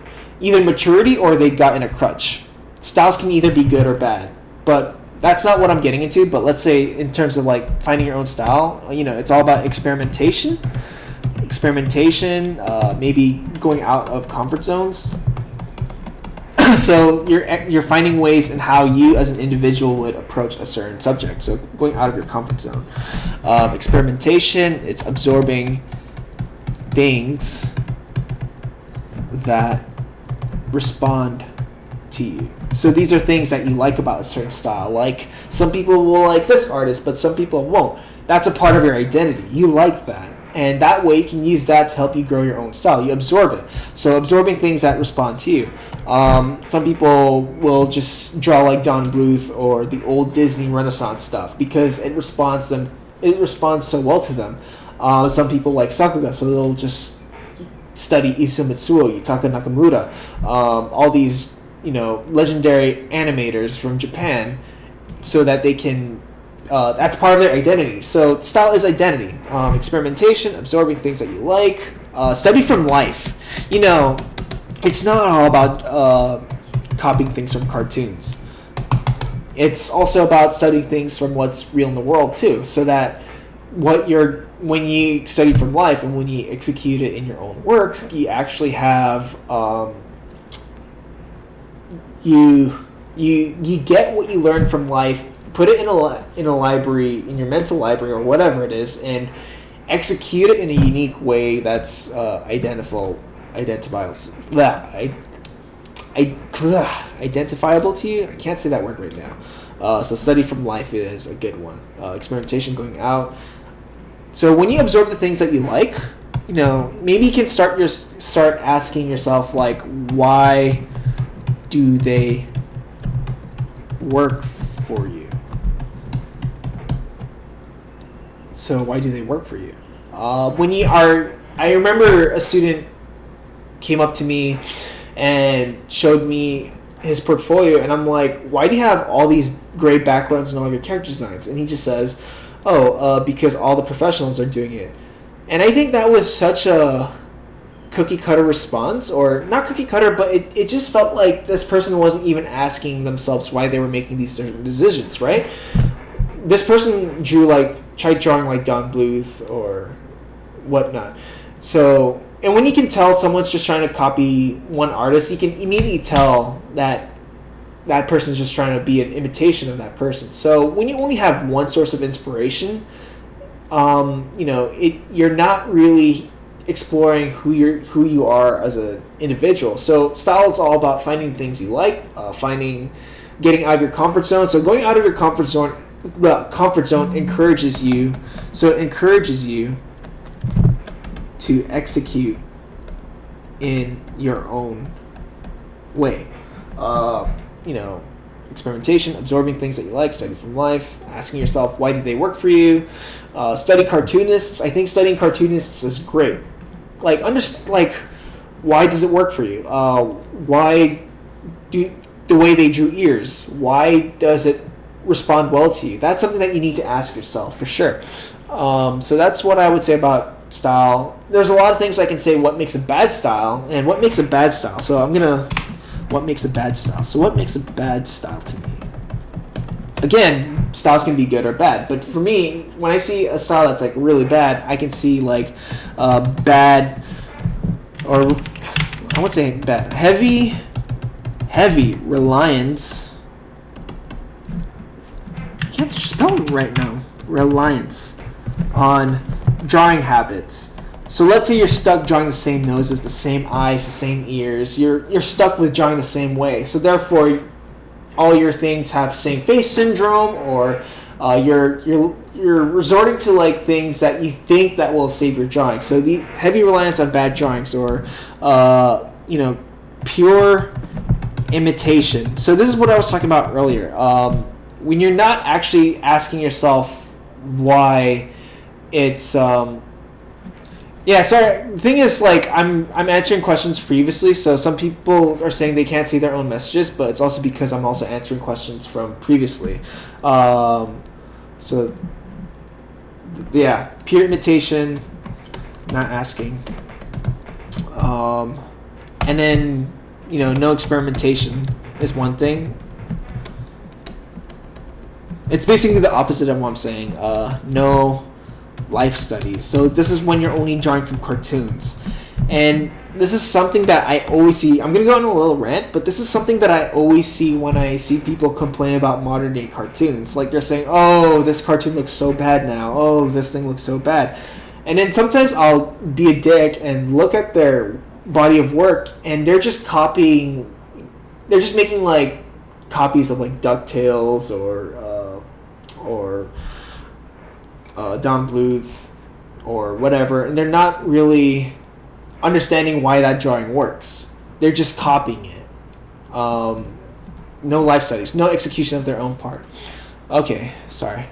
Is there going to be a sale? Yes, there will be a sale. I'm gonna hopefully announce it next week, because the thing is, it was supposed to be this week, right? It was supposed to be this week, but I decided to translate all my previous videos, so this also includes the making of, like the process videos, into English closed captions in Spanish, so people who did buy the full package won't feel alienated about the extra products I included, which doesn't have any subs yet, but I am going to include those. So when I announce the Spanish subtitles, the English closed captions, and on the sale, it'll be perfect timing for all of those. Okay, so what is your advice for audiodidactic? Oh, what is audiodidactic? Audiodidactic animators to be professional. I'm a dumbass. I need to like look up what that word means. So, because I'm probably thinking of something else. I'm thinking of like people who just do music videos, but I'm really again like I have to say, oh sorry, self education. Okay, my bad. I was thinking of like the audio part. Oh no, it's auto. Oh, I'm such an idiot. Okay, so my reading comprehension is bad, so sorry about that, Luis Barrios.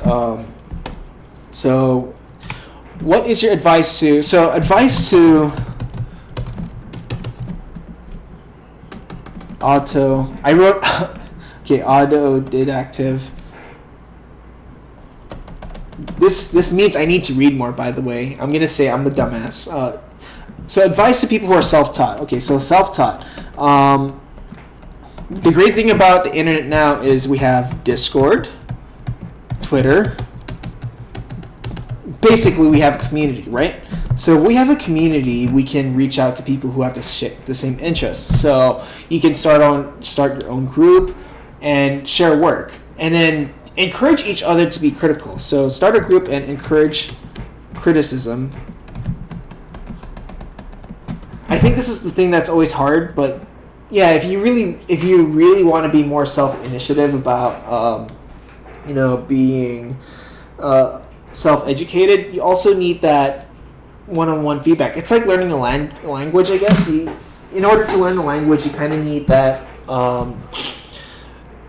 that one-on-one like conversation every day or whatnot, or in class, to get better at that language. So the same thing goes for here. You start a community, you put your work out there, and the bravest, the most courageous thing to do is please be harsh with me, criticize me, and eventually maybe you'll find your own community there. So that's always good. People, I'm really bad at that too. I get scared putting myself out there and encourage myself to be courageous in terms of like asking for harsh critique. I'm gonna actually do more of this, asking for more, because when I think about it, what am I losing? So encourage, start your own thing. So I guess I understand I think I talked about what do I think style is. I think style is basically your own identity in terms of how you execute your drawings and whatnot. So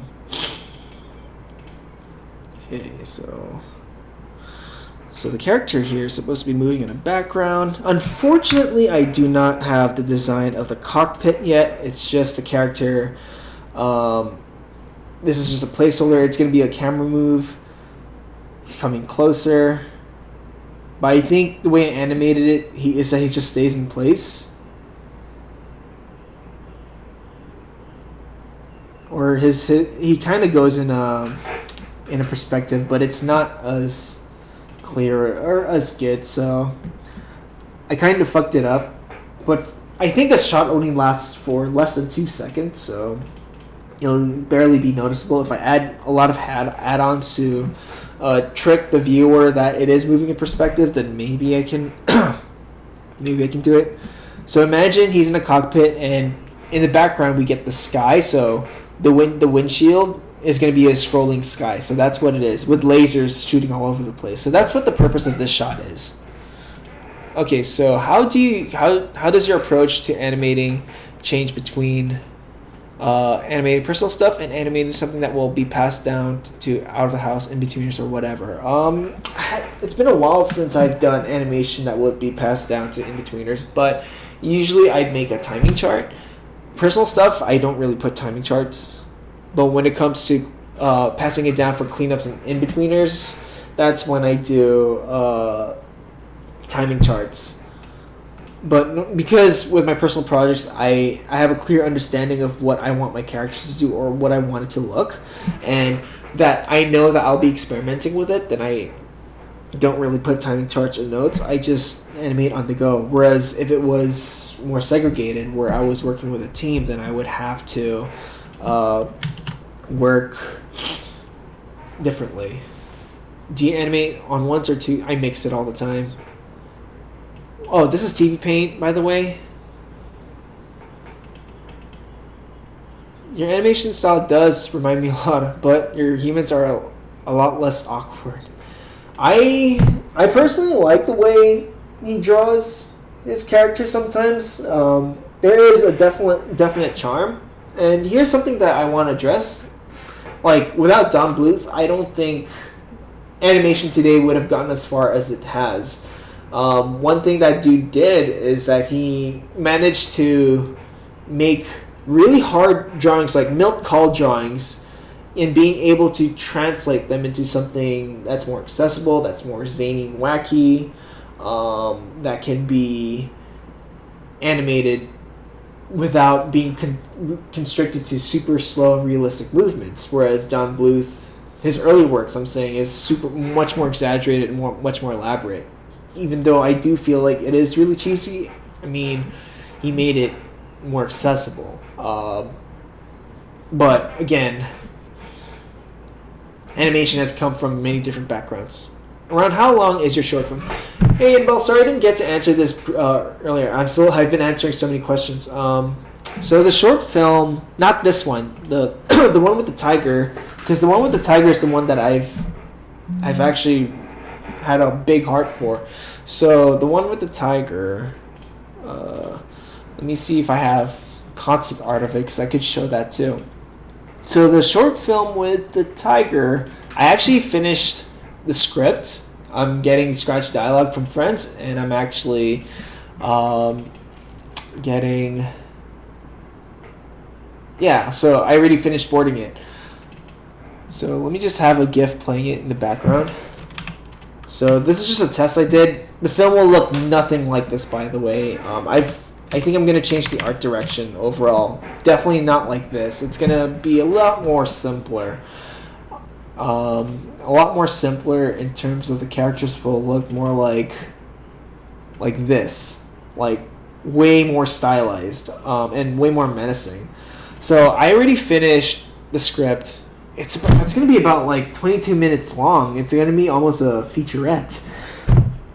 But the reason why I'm holding off on it is so that when I do get the scratch dialogue, I can cut it all together, see what needs to be cut out, see what could be shortened, and then see what can be, condensed. So that's the stage I'm on right now. It's going to be long, and once I finish the animatic and the storyboards and the layout, I'm probably going to kickstart it, honestly. I don't want to do this by myself. I want to be able to work with a team for this one.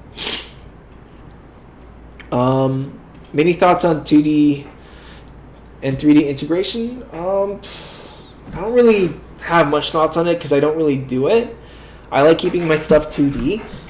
If you're talking about like putting 2D in the 3D backgrounds, I would say have the camera move and the 3D footage done with the background moving, and then animate your characters on top of it. But if you're doing like hand-drawn 3D movements, then that's a lot of planning and a lot of keying. Okay, so Haste asks, tips for making connections. I'm about to leave school, and because of my social anxiety, I haven't built up a very strong network.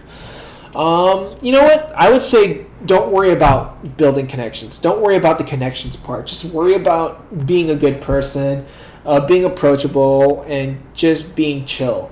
This is something that a lot of people have a misconception of making connections. So making connections is a good thing. Like, it helps to get jobs. But I think the most important thing that we need to acknowledge here is it's not all about just making connections for work, but it's also about, building friendships. Friendships and camaraderie will go in the long run, because you're also being able to be a better human being, and when you're a better human being, you also are. People want to work with you, people want to ask you stuff for advice, or people want to talk to you. And when you become a better person, it's all about, people want to work with you, and people want to develop relationships with you. So don't worry about the making connections bit. I do say, make connections, it does help. That's the outer shell part of being in a community with animators or whatnot. I would say just be approachable. So when you're in a classroom or whatnot, when you're in an environment, just be open. what is there to lose? If someone thinks you're an idiot or a loser, I mean, that's on them. When I went to Sheridan, someone admitted, "Hey, Taniko, I thought you were a loser because you said the word manwich a lot when you and your roommate were saying sandwiches, and I thought you were going to be a loser, but I want to see if you're a good person, you have your own ground to stand on, then you can be a better person, therefore making connections will be better." Talk about Kim Jong-gi. What are your thoughts about him? Excellent draftsmanship. I don't really know too much about him except that dude has a good understanding of like draftsmanship. He can draw technically. Also, he has a great sense of execution. Execution meaning he has his own character implemented. You can tell what this guy likes or what this guy's all about by just looking at the stuff that he draws. It's kind of like Ashley Wood. Like Ashley Wood draws naked chicks on like robots in a stylish schmatter, right? But I think with Kim Jong-gi, there's a lot of life in his stuff. There's a lot of things going on, and there's a lot of narration going on in his drawings. It's kind of like those Where's Waldo books.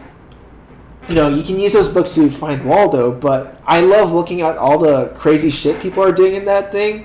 Like, I remember there's this dude in one of the Waldo books stepping on lava. Like, little gags like that always laughs, and I think Kim Jong-gi has that same thing. Like, when I look at one character, they're always doing something. And on top of great draftsmanship and technical skill, like, I think he's awesome. I see a lot of people searching for their style and don't realize that what they do is actually character design, which is actually awesome. It's true. Like, a lot of people, when they find their own style, a lot of people who have great styles, like, are great character designers.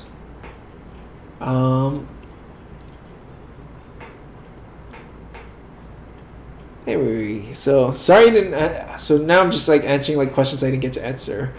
Can I quote your? Yeah, sure. Yeah, go ahead. I mean, this is something that we all talk about all the time. You know, style's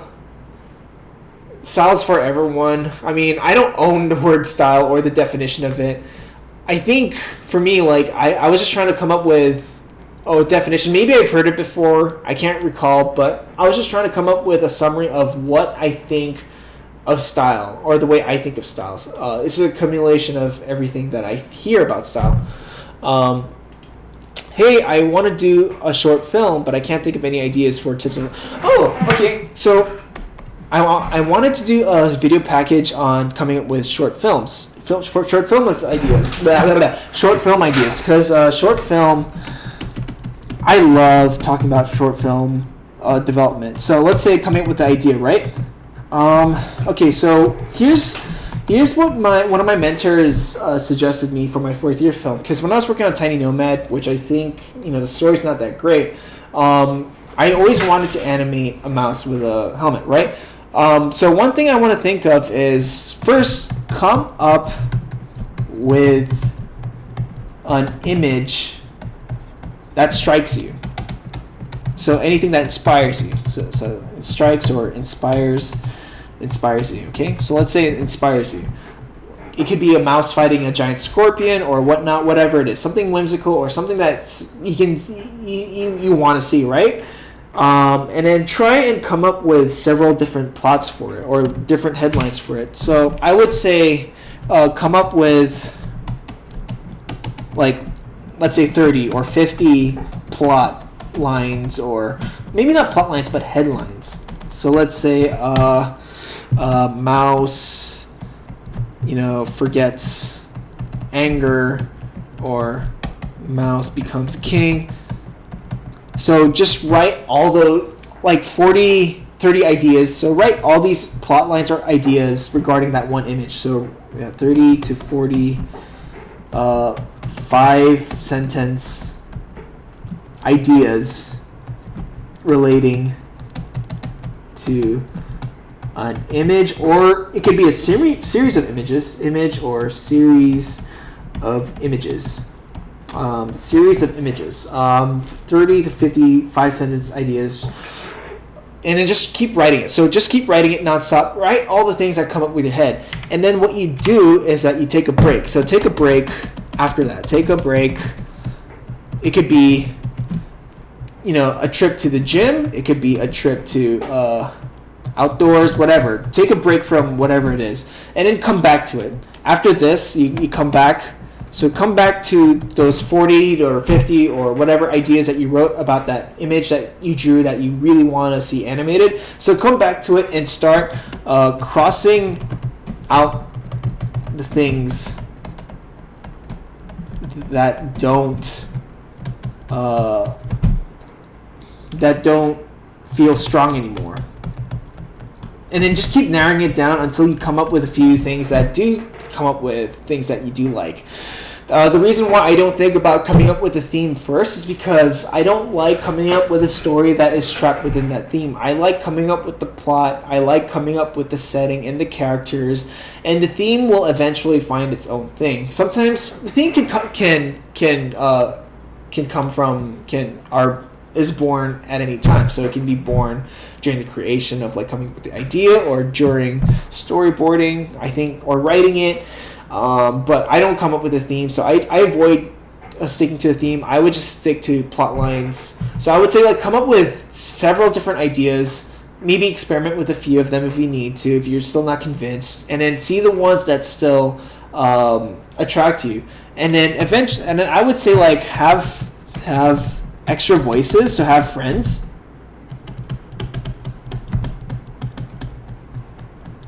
And see what responds to them and why they like it or they don't like it. So get their feedback. And maybe this will help you. And ask them why they don't like it and why they like certain ones. So this can help maybe convince you, or maybe help you come up with your own thoughts about that. What do you think? What do you like the Kaneda style? So the Kaneda style, for those who don't know, he's like, man, how do I start with this guy? I think he's the guy who inspired Yo Yoshinari, right?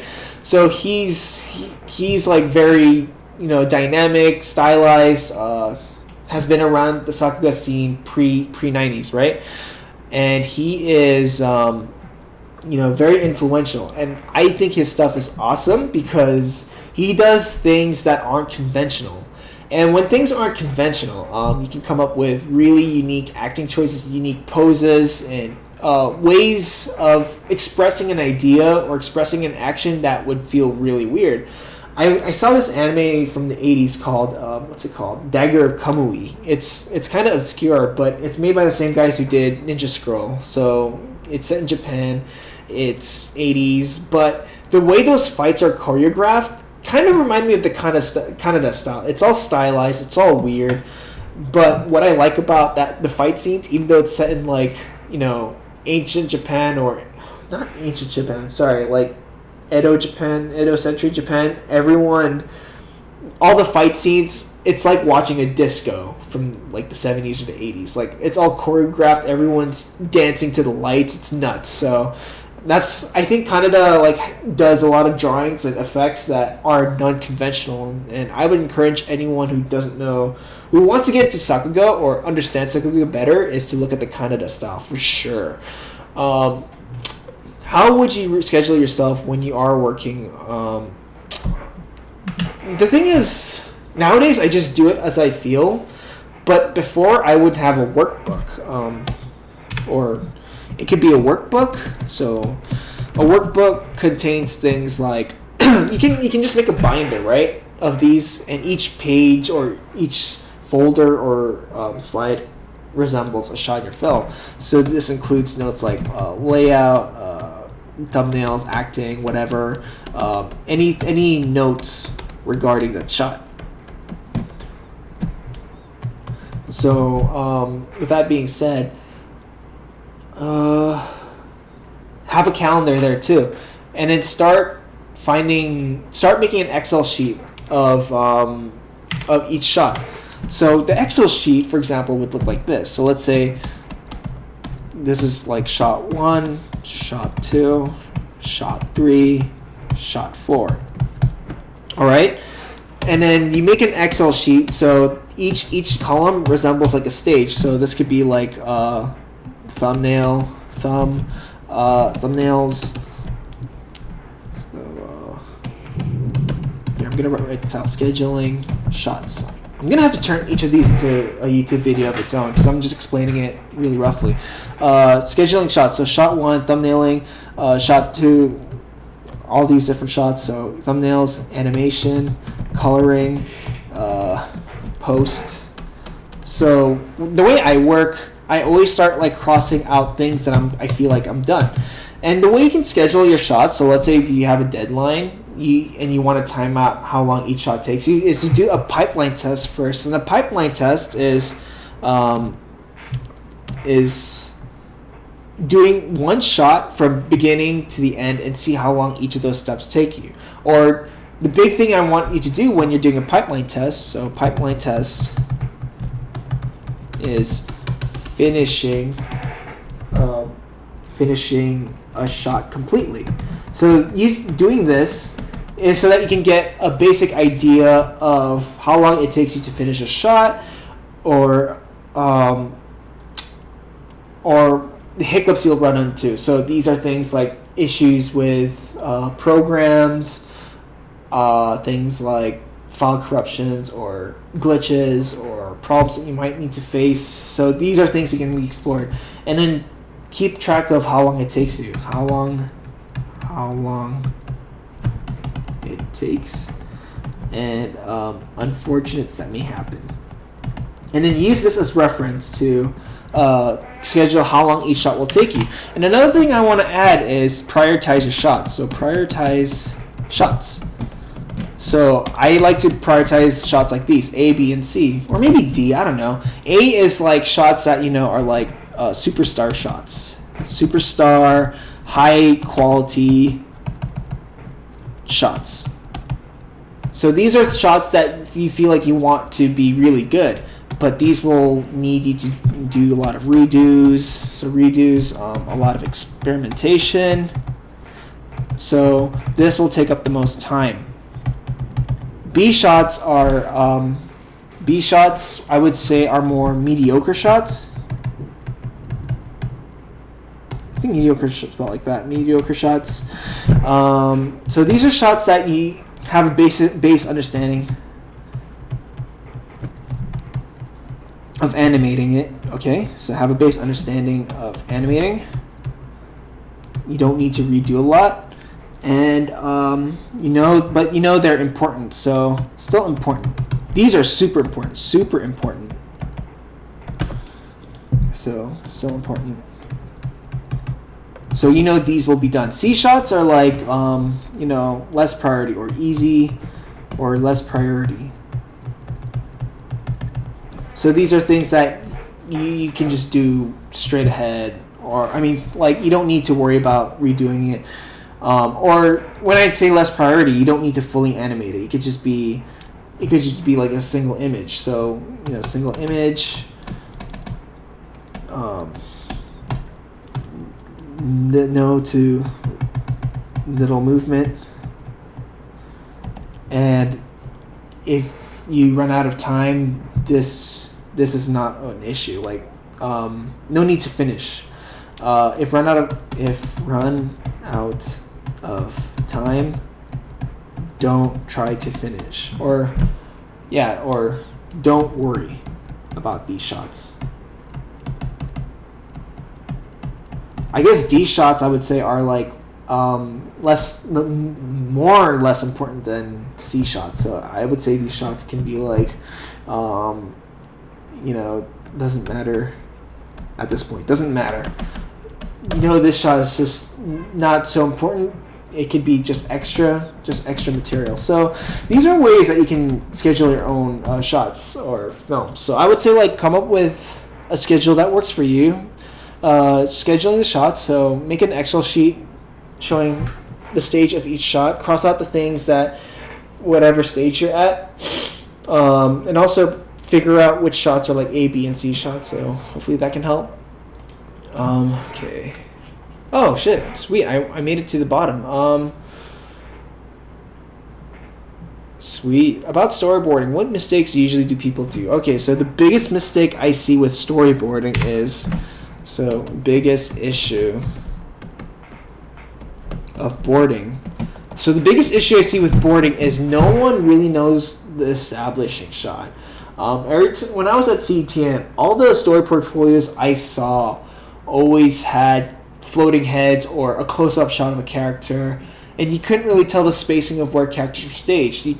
Each shot contained one character or just two characters, but you couldn't really tell where they were standing or how they moved or what room they were in.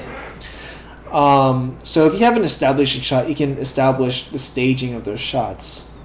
So yeah, rely on those establishing shots. So establishing shots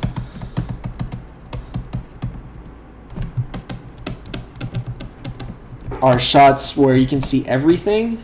So character A, character B, they're staging.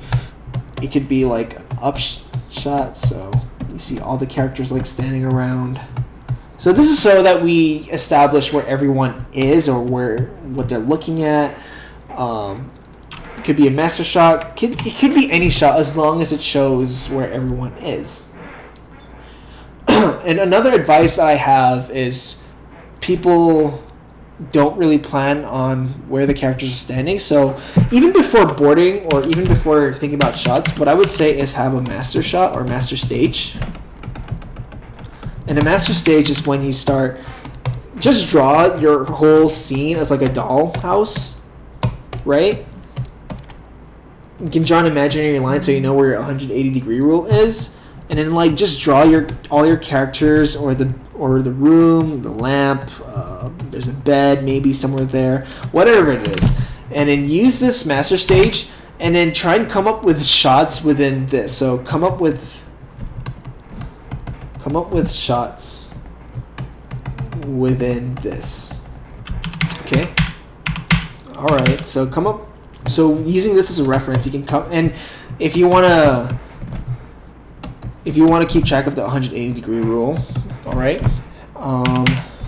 You know that character A is always on the left side and B side, and they'll never change unless.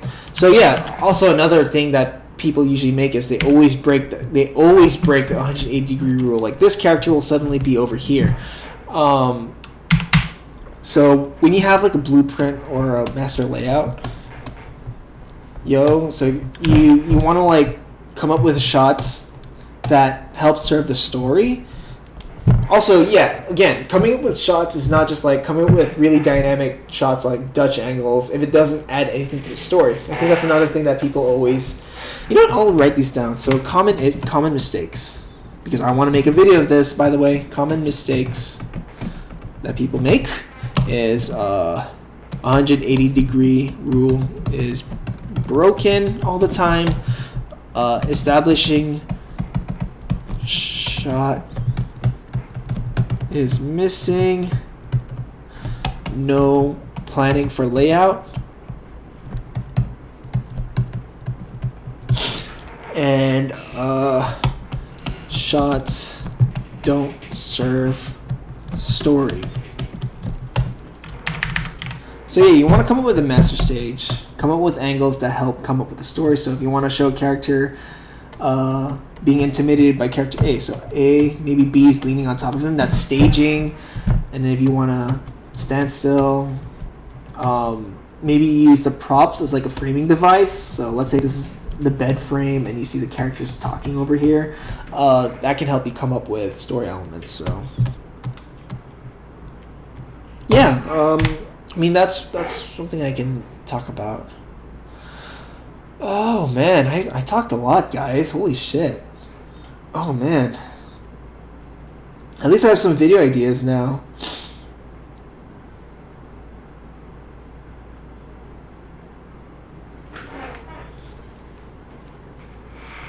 I want to talk about personal projects. I want to talk about style.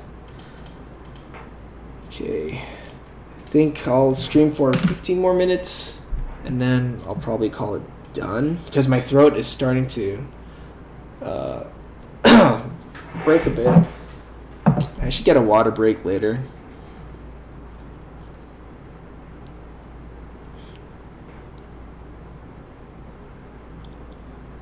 Okay. Yeah, you know what? I'll get a water break. BRB, guys.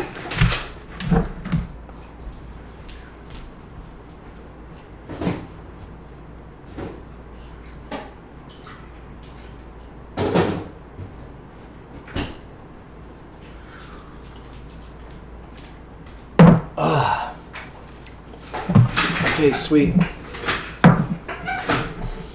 So I hope I have asked or answered a lot of questions at this point.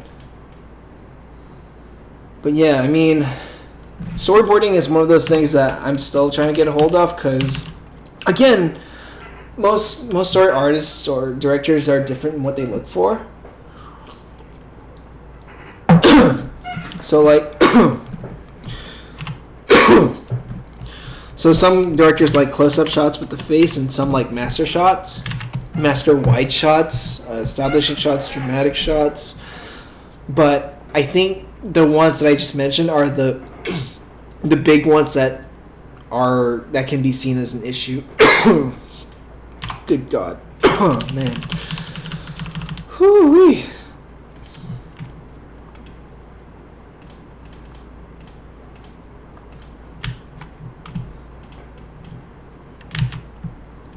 I don't need this drawing anymore. Okay, copy and paste.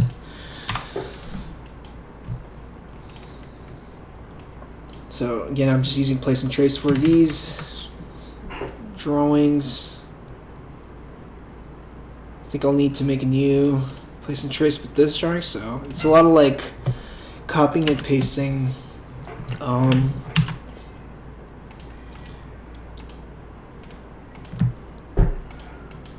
Previous and after keys.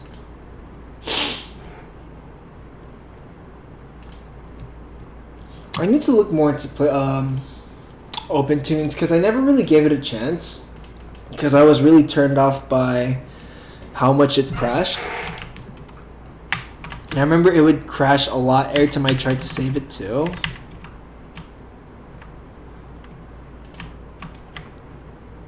So I guess I was just like, yeah, I just got frustrated with it. Okay, I think just trying to reorganize these drawings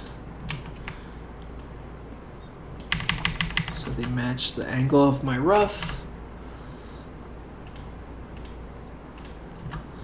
But yeah, I never really, used it. I never used place and trace as much, but only now I started using it a lot more. Because I was just so tired of constantly flipping at one point. But I think now, like, this is a good point to just place and trace.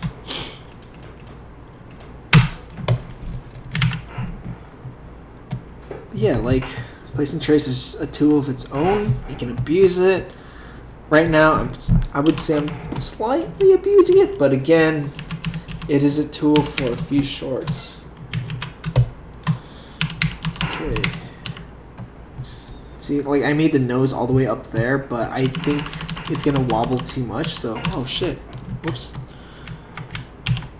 There we go. I don't know why I made that new layer. So instead of having the nose, or no, that, I actually like the nose from that one. I think I need to readjust the place and trace a bit.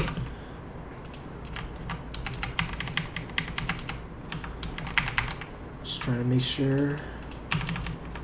Nope. I shouldn't have done this on the same layer.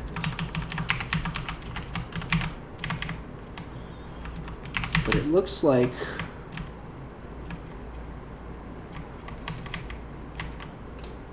that's the angle I want.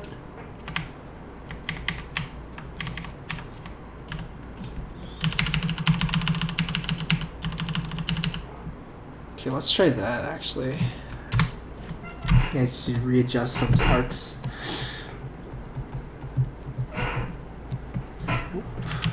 Yeah, his head got really, just grew bigger there, so I'm trying to keep it consistent.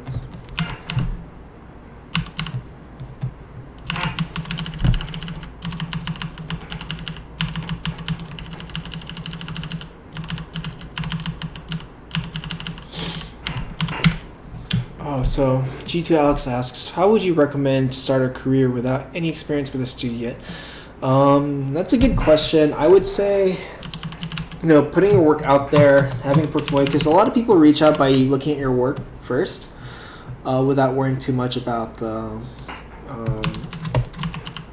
about your work experience. If they like your work, they will hire you. But yes, a lot of studios do look for work experience. So work experience can be things like volunteer work, or you worked on a personal project or a short film. Add that to your resume as work experience, because that just shows that, yeah, you've worked in a team, or you've worked in an environment where like summer internships help a lot. But again, that counts as that also counts as career experience. So I would say, like, maybe get a group of friends, start a small, tiny short together or project, and then that can be used to put in your resume of body of work. I guess I should have started somewhere here for my breakdown. I should have. Let's just live with it. Live with the sorrow that I have formed for myself. Okay.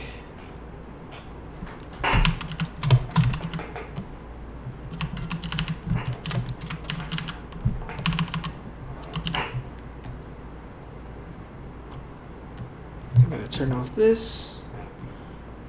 Boom. Boom.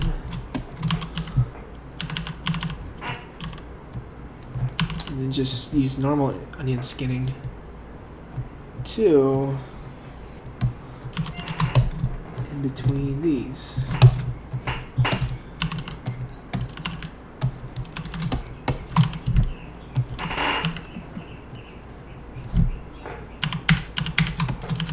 Okay, I think I'm gonna wrap up in 10 minutes, guys, so to wrap out in 10 minutes. Yeah, I'm gonna take a break and just do some reading and studying. Oh wait, I still have to draw my mom something for her birthday, so I need to do that before I even do anything to like work out. What animator are you working with, or what animator do I wish to work with? I don't know, honestly, because all the animators that I have worked with, or all the people that I have worked with in my experience, I would love working with them again. The team I'm working with, God, I could not ask for anything more. I love them. I love those guys. I don't think I get starstruck when it comes to a superstar animator, because, I mean, I like building friendships more than just trying to go with whoever has the hottest project or whoever's like a superstar. I would rather just work with people that I can talk to or that I can have a good time with. But if I wanted to work with someone, I could probably think of Tom Moore from Cartoon Saloon, and maybe Jorge Gutierrez. And Phil Rinda? But yeah, I mean, if I'm put in a team, I would do my best to just make that experience a good one, instead of just trying to like fight against it, or just trying to like try and find ways to work for someone else instead.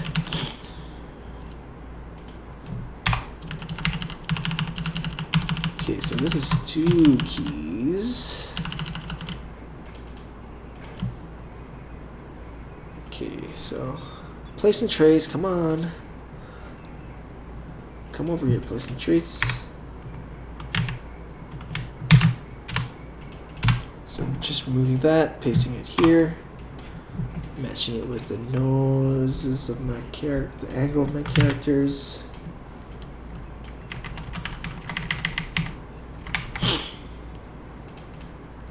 Maybe I'll grab this guy too.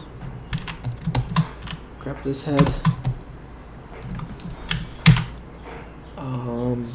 And then paste it up here, turn it to symbol, and then alpha it.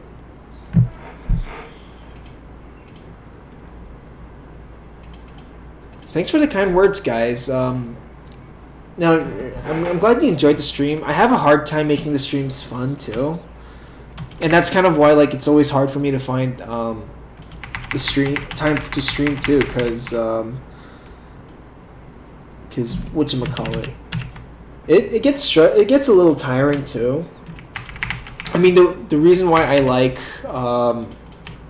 animating, why I like to stream is so that it encourages me to be able to be better at communicating, and to work on personal stuff when I don't feel like doing it on my own. Enbel, thank you so much. Thanks, guys. Do you like James Baxter's animations? I love James Baxter. I love his stuff. The thing I love about James Baxter is that, one, he's a great draftsman, a great animator, great draftsman, but that guy can like take the best of any style he's on and make it work. Like, a lot of people think that, the Steven Universe sucks because it has that CalArt style, which I think is a bit hokey of people to say, honestly. I think John Kay came up with that term, and I think that term, just is kind of very misleading. I mean, if we're talking about CalArt style, we're also disregarding all the graduates who did come from there who didn't work in Cartoon Network. So, in terms of like that style or the TV style, the modern TV style, like he makes it work really well. Like that dude can adapt to any style and make it work in his favor. And I think that's the point of what makes a really good draftsman is basically like if you were told to like animate in a certain style, you have the strong drawing fundamentals to be able to draw in that style. One thing I want to do a video on is how to unlock the skill of observation, which allows you to help imitate any other style if you need to.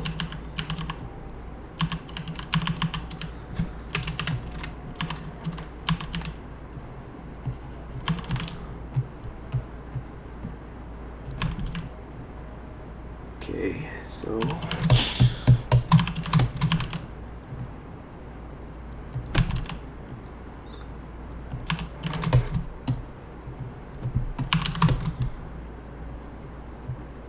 you see, like in the original Rough, his mouth like goes out of place. So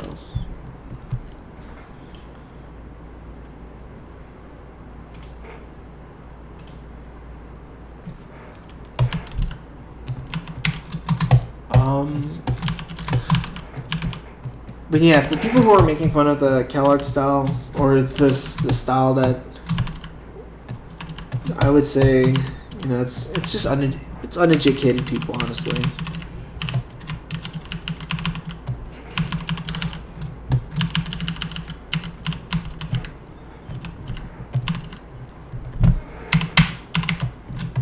I don't like that term anyways.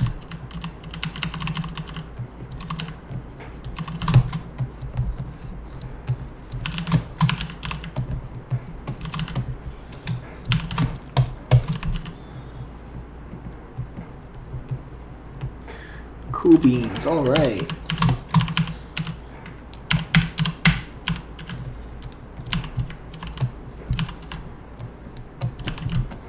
Alright, so that's what I would say about the stream today. Alright, give this maybe 3 or 5 more minutes. Maybe I'll answer a few more lasting questions before I head out.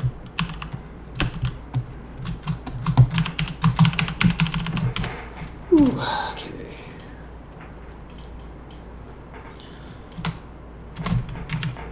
I sometimes like watching my animation when it's a thumb size because I can just see the overall movement. Or I just don't like seeing my shitty mistakes. So far it looks pretty,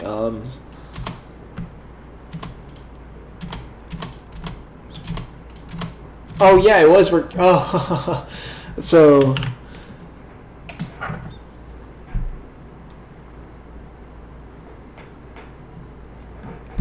So I use so yes, I do agree. I'm super excited for Thundercats Roar. A lot of my friends worked on it. I'm super excited for it. Yeah, the calorie style thing is really dumb. I agree so much. First of all, the first time I heard of that term was back in 2009, and it was from John Christofalusi, who described the calorie style as Don Bluthie or Milt Colley, and then now it's described as the modern TV show, and it's really dumb. I think some people just like putting a name onto something that they don't like or they like. It's really dumb, and that's why it's based off someone that's not really educated on that matter. Were you not just working? Yes, actually, I work in either. So this project that I'm on right now is a much older project that I animate time to time. And the reason, I guess I could just move to TV Paint because I'm now much faster on TV Paint than I am with Flash.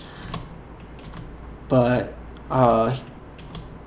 it's still in Flash, so I'll just try and animate in Flash. And it's always good to have TV Paint. I mean, to have Flash as my vector program. I'll probably get Toon Boom in the future. It's really expensive right now. So I'm gonna try and see if I can save up money for it, or if I have the only time I will invest in a program is if I know I'll be using it a lot. Maybe I'll borrow a trial of Toon Boom, but right now I just don't have anything planned with Toon Boom.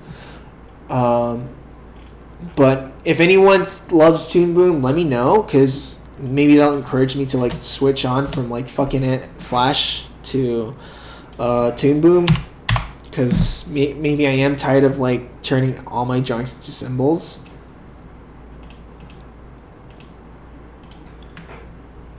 Inball, you animate in Toon Boom, right?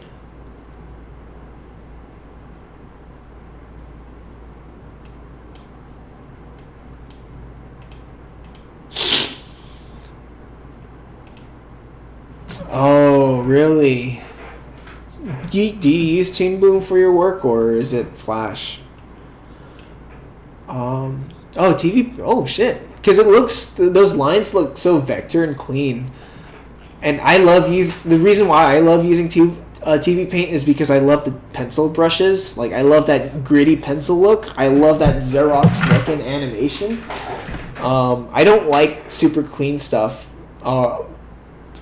But I like stuff with a lot of line weight. But I guess, yeah, I don't know yet. But yeah, you can do place and trace in Toon Boom. I never really used it before, but you can.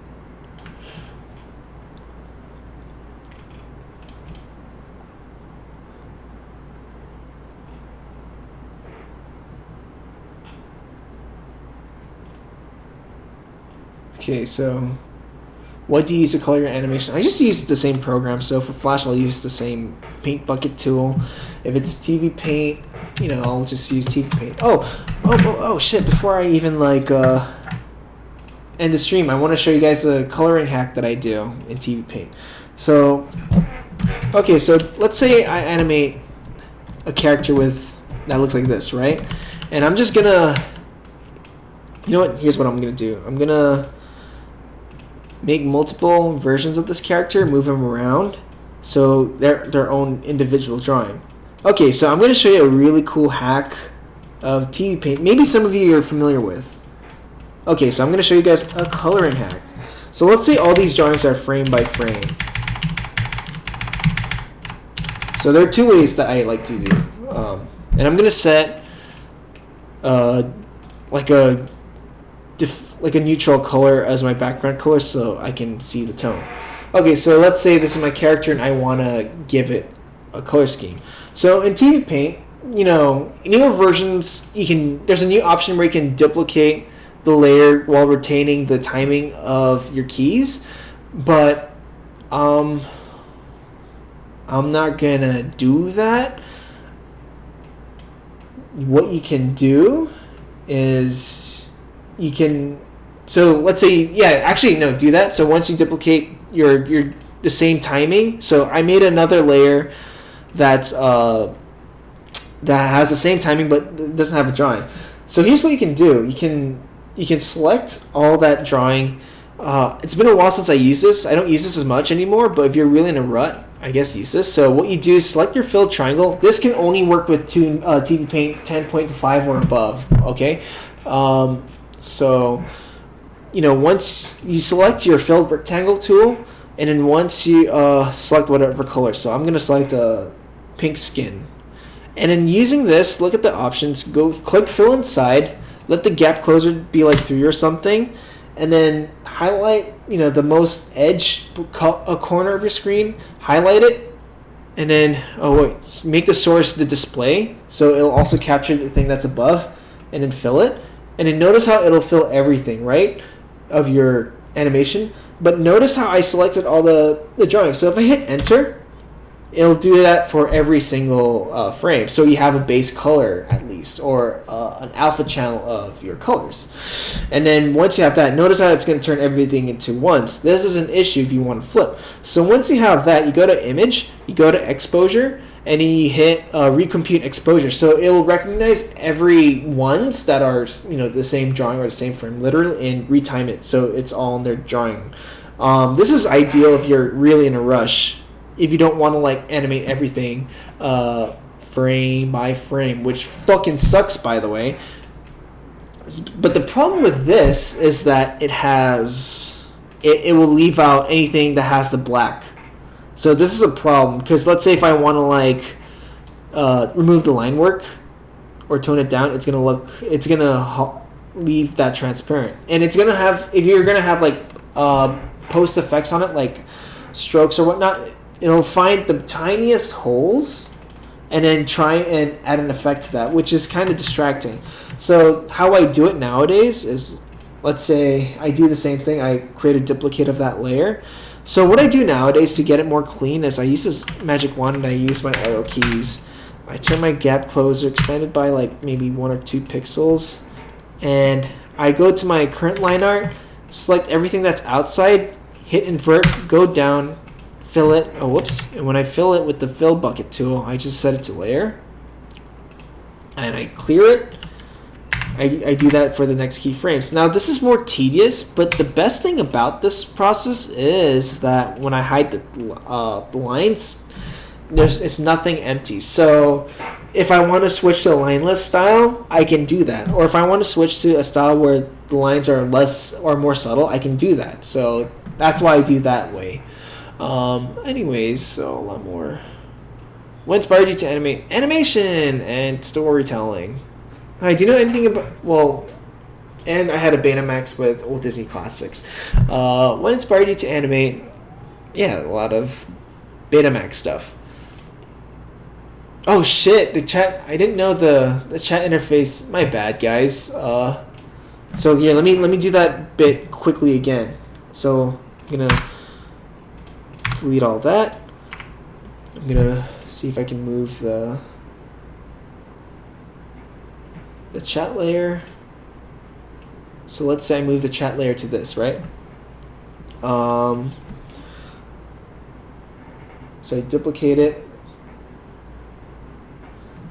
I select all the empty frames. I select the filled rectangle tool, fill inside. Make sure the source is display, so you can see above layer. Expand, select it all. So it'll fill everything inside. Hit enter. It'll fill every drawing with its own fill, and then you go to image, you go to exposure, and recompute all the exposures, because the problem is it turns everything into ones, as you see here. So each of these ones sometimes will have the repeat drawing or frame. So if I do recompute, it actually turns everything into the same timing. So yeah, that's what I would do. Here, let me just switch back, move the thing. Okay, so that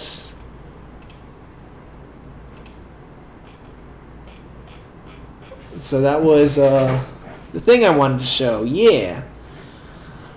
All right. So let's see the thing that I just animated today. So it's a dog pushing through. I'm gonna have to like design the interface of this, and then in between that, maybe in fours or whatnot. But at least the timing is there. At least this dog character is tied down, which is good. Just gonna finish this one last. Oh shit! I'm gonna finish this one last in between, and then I'm gonna call it done.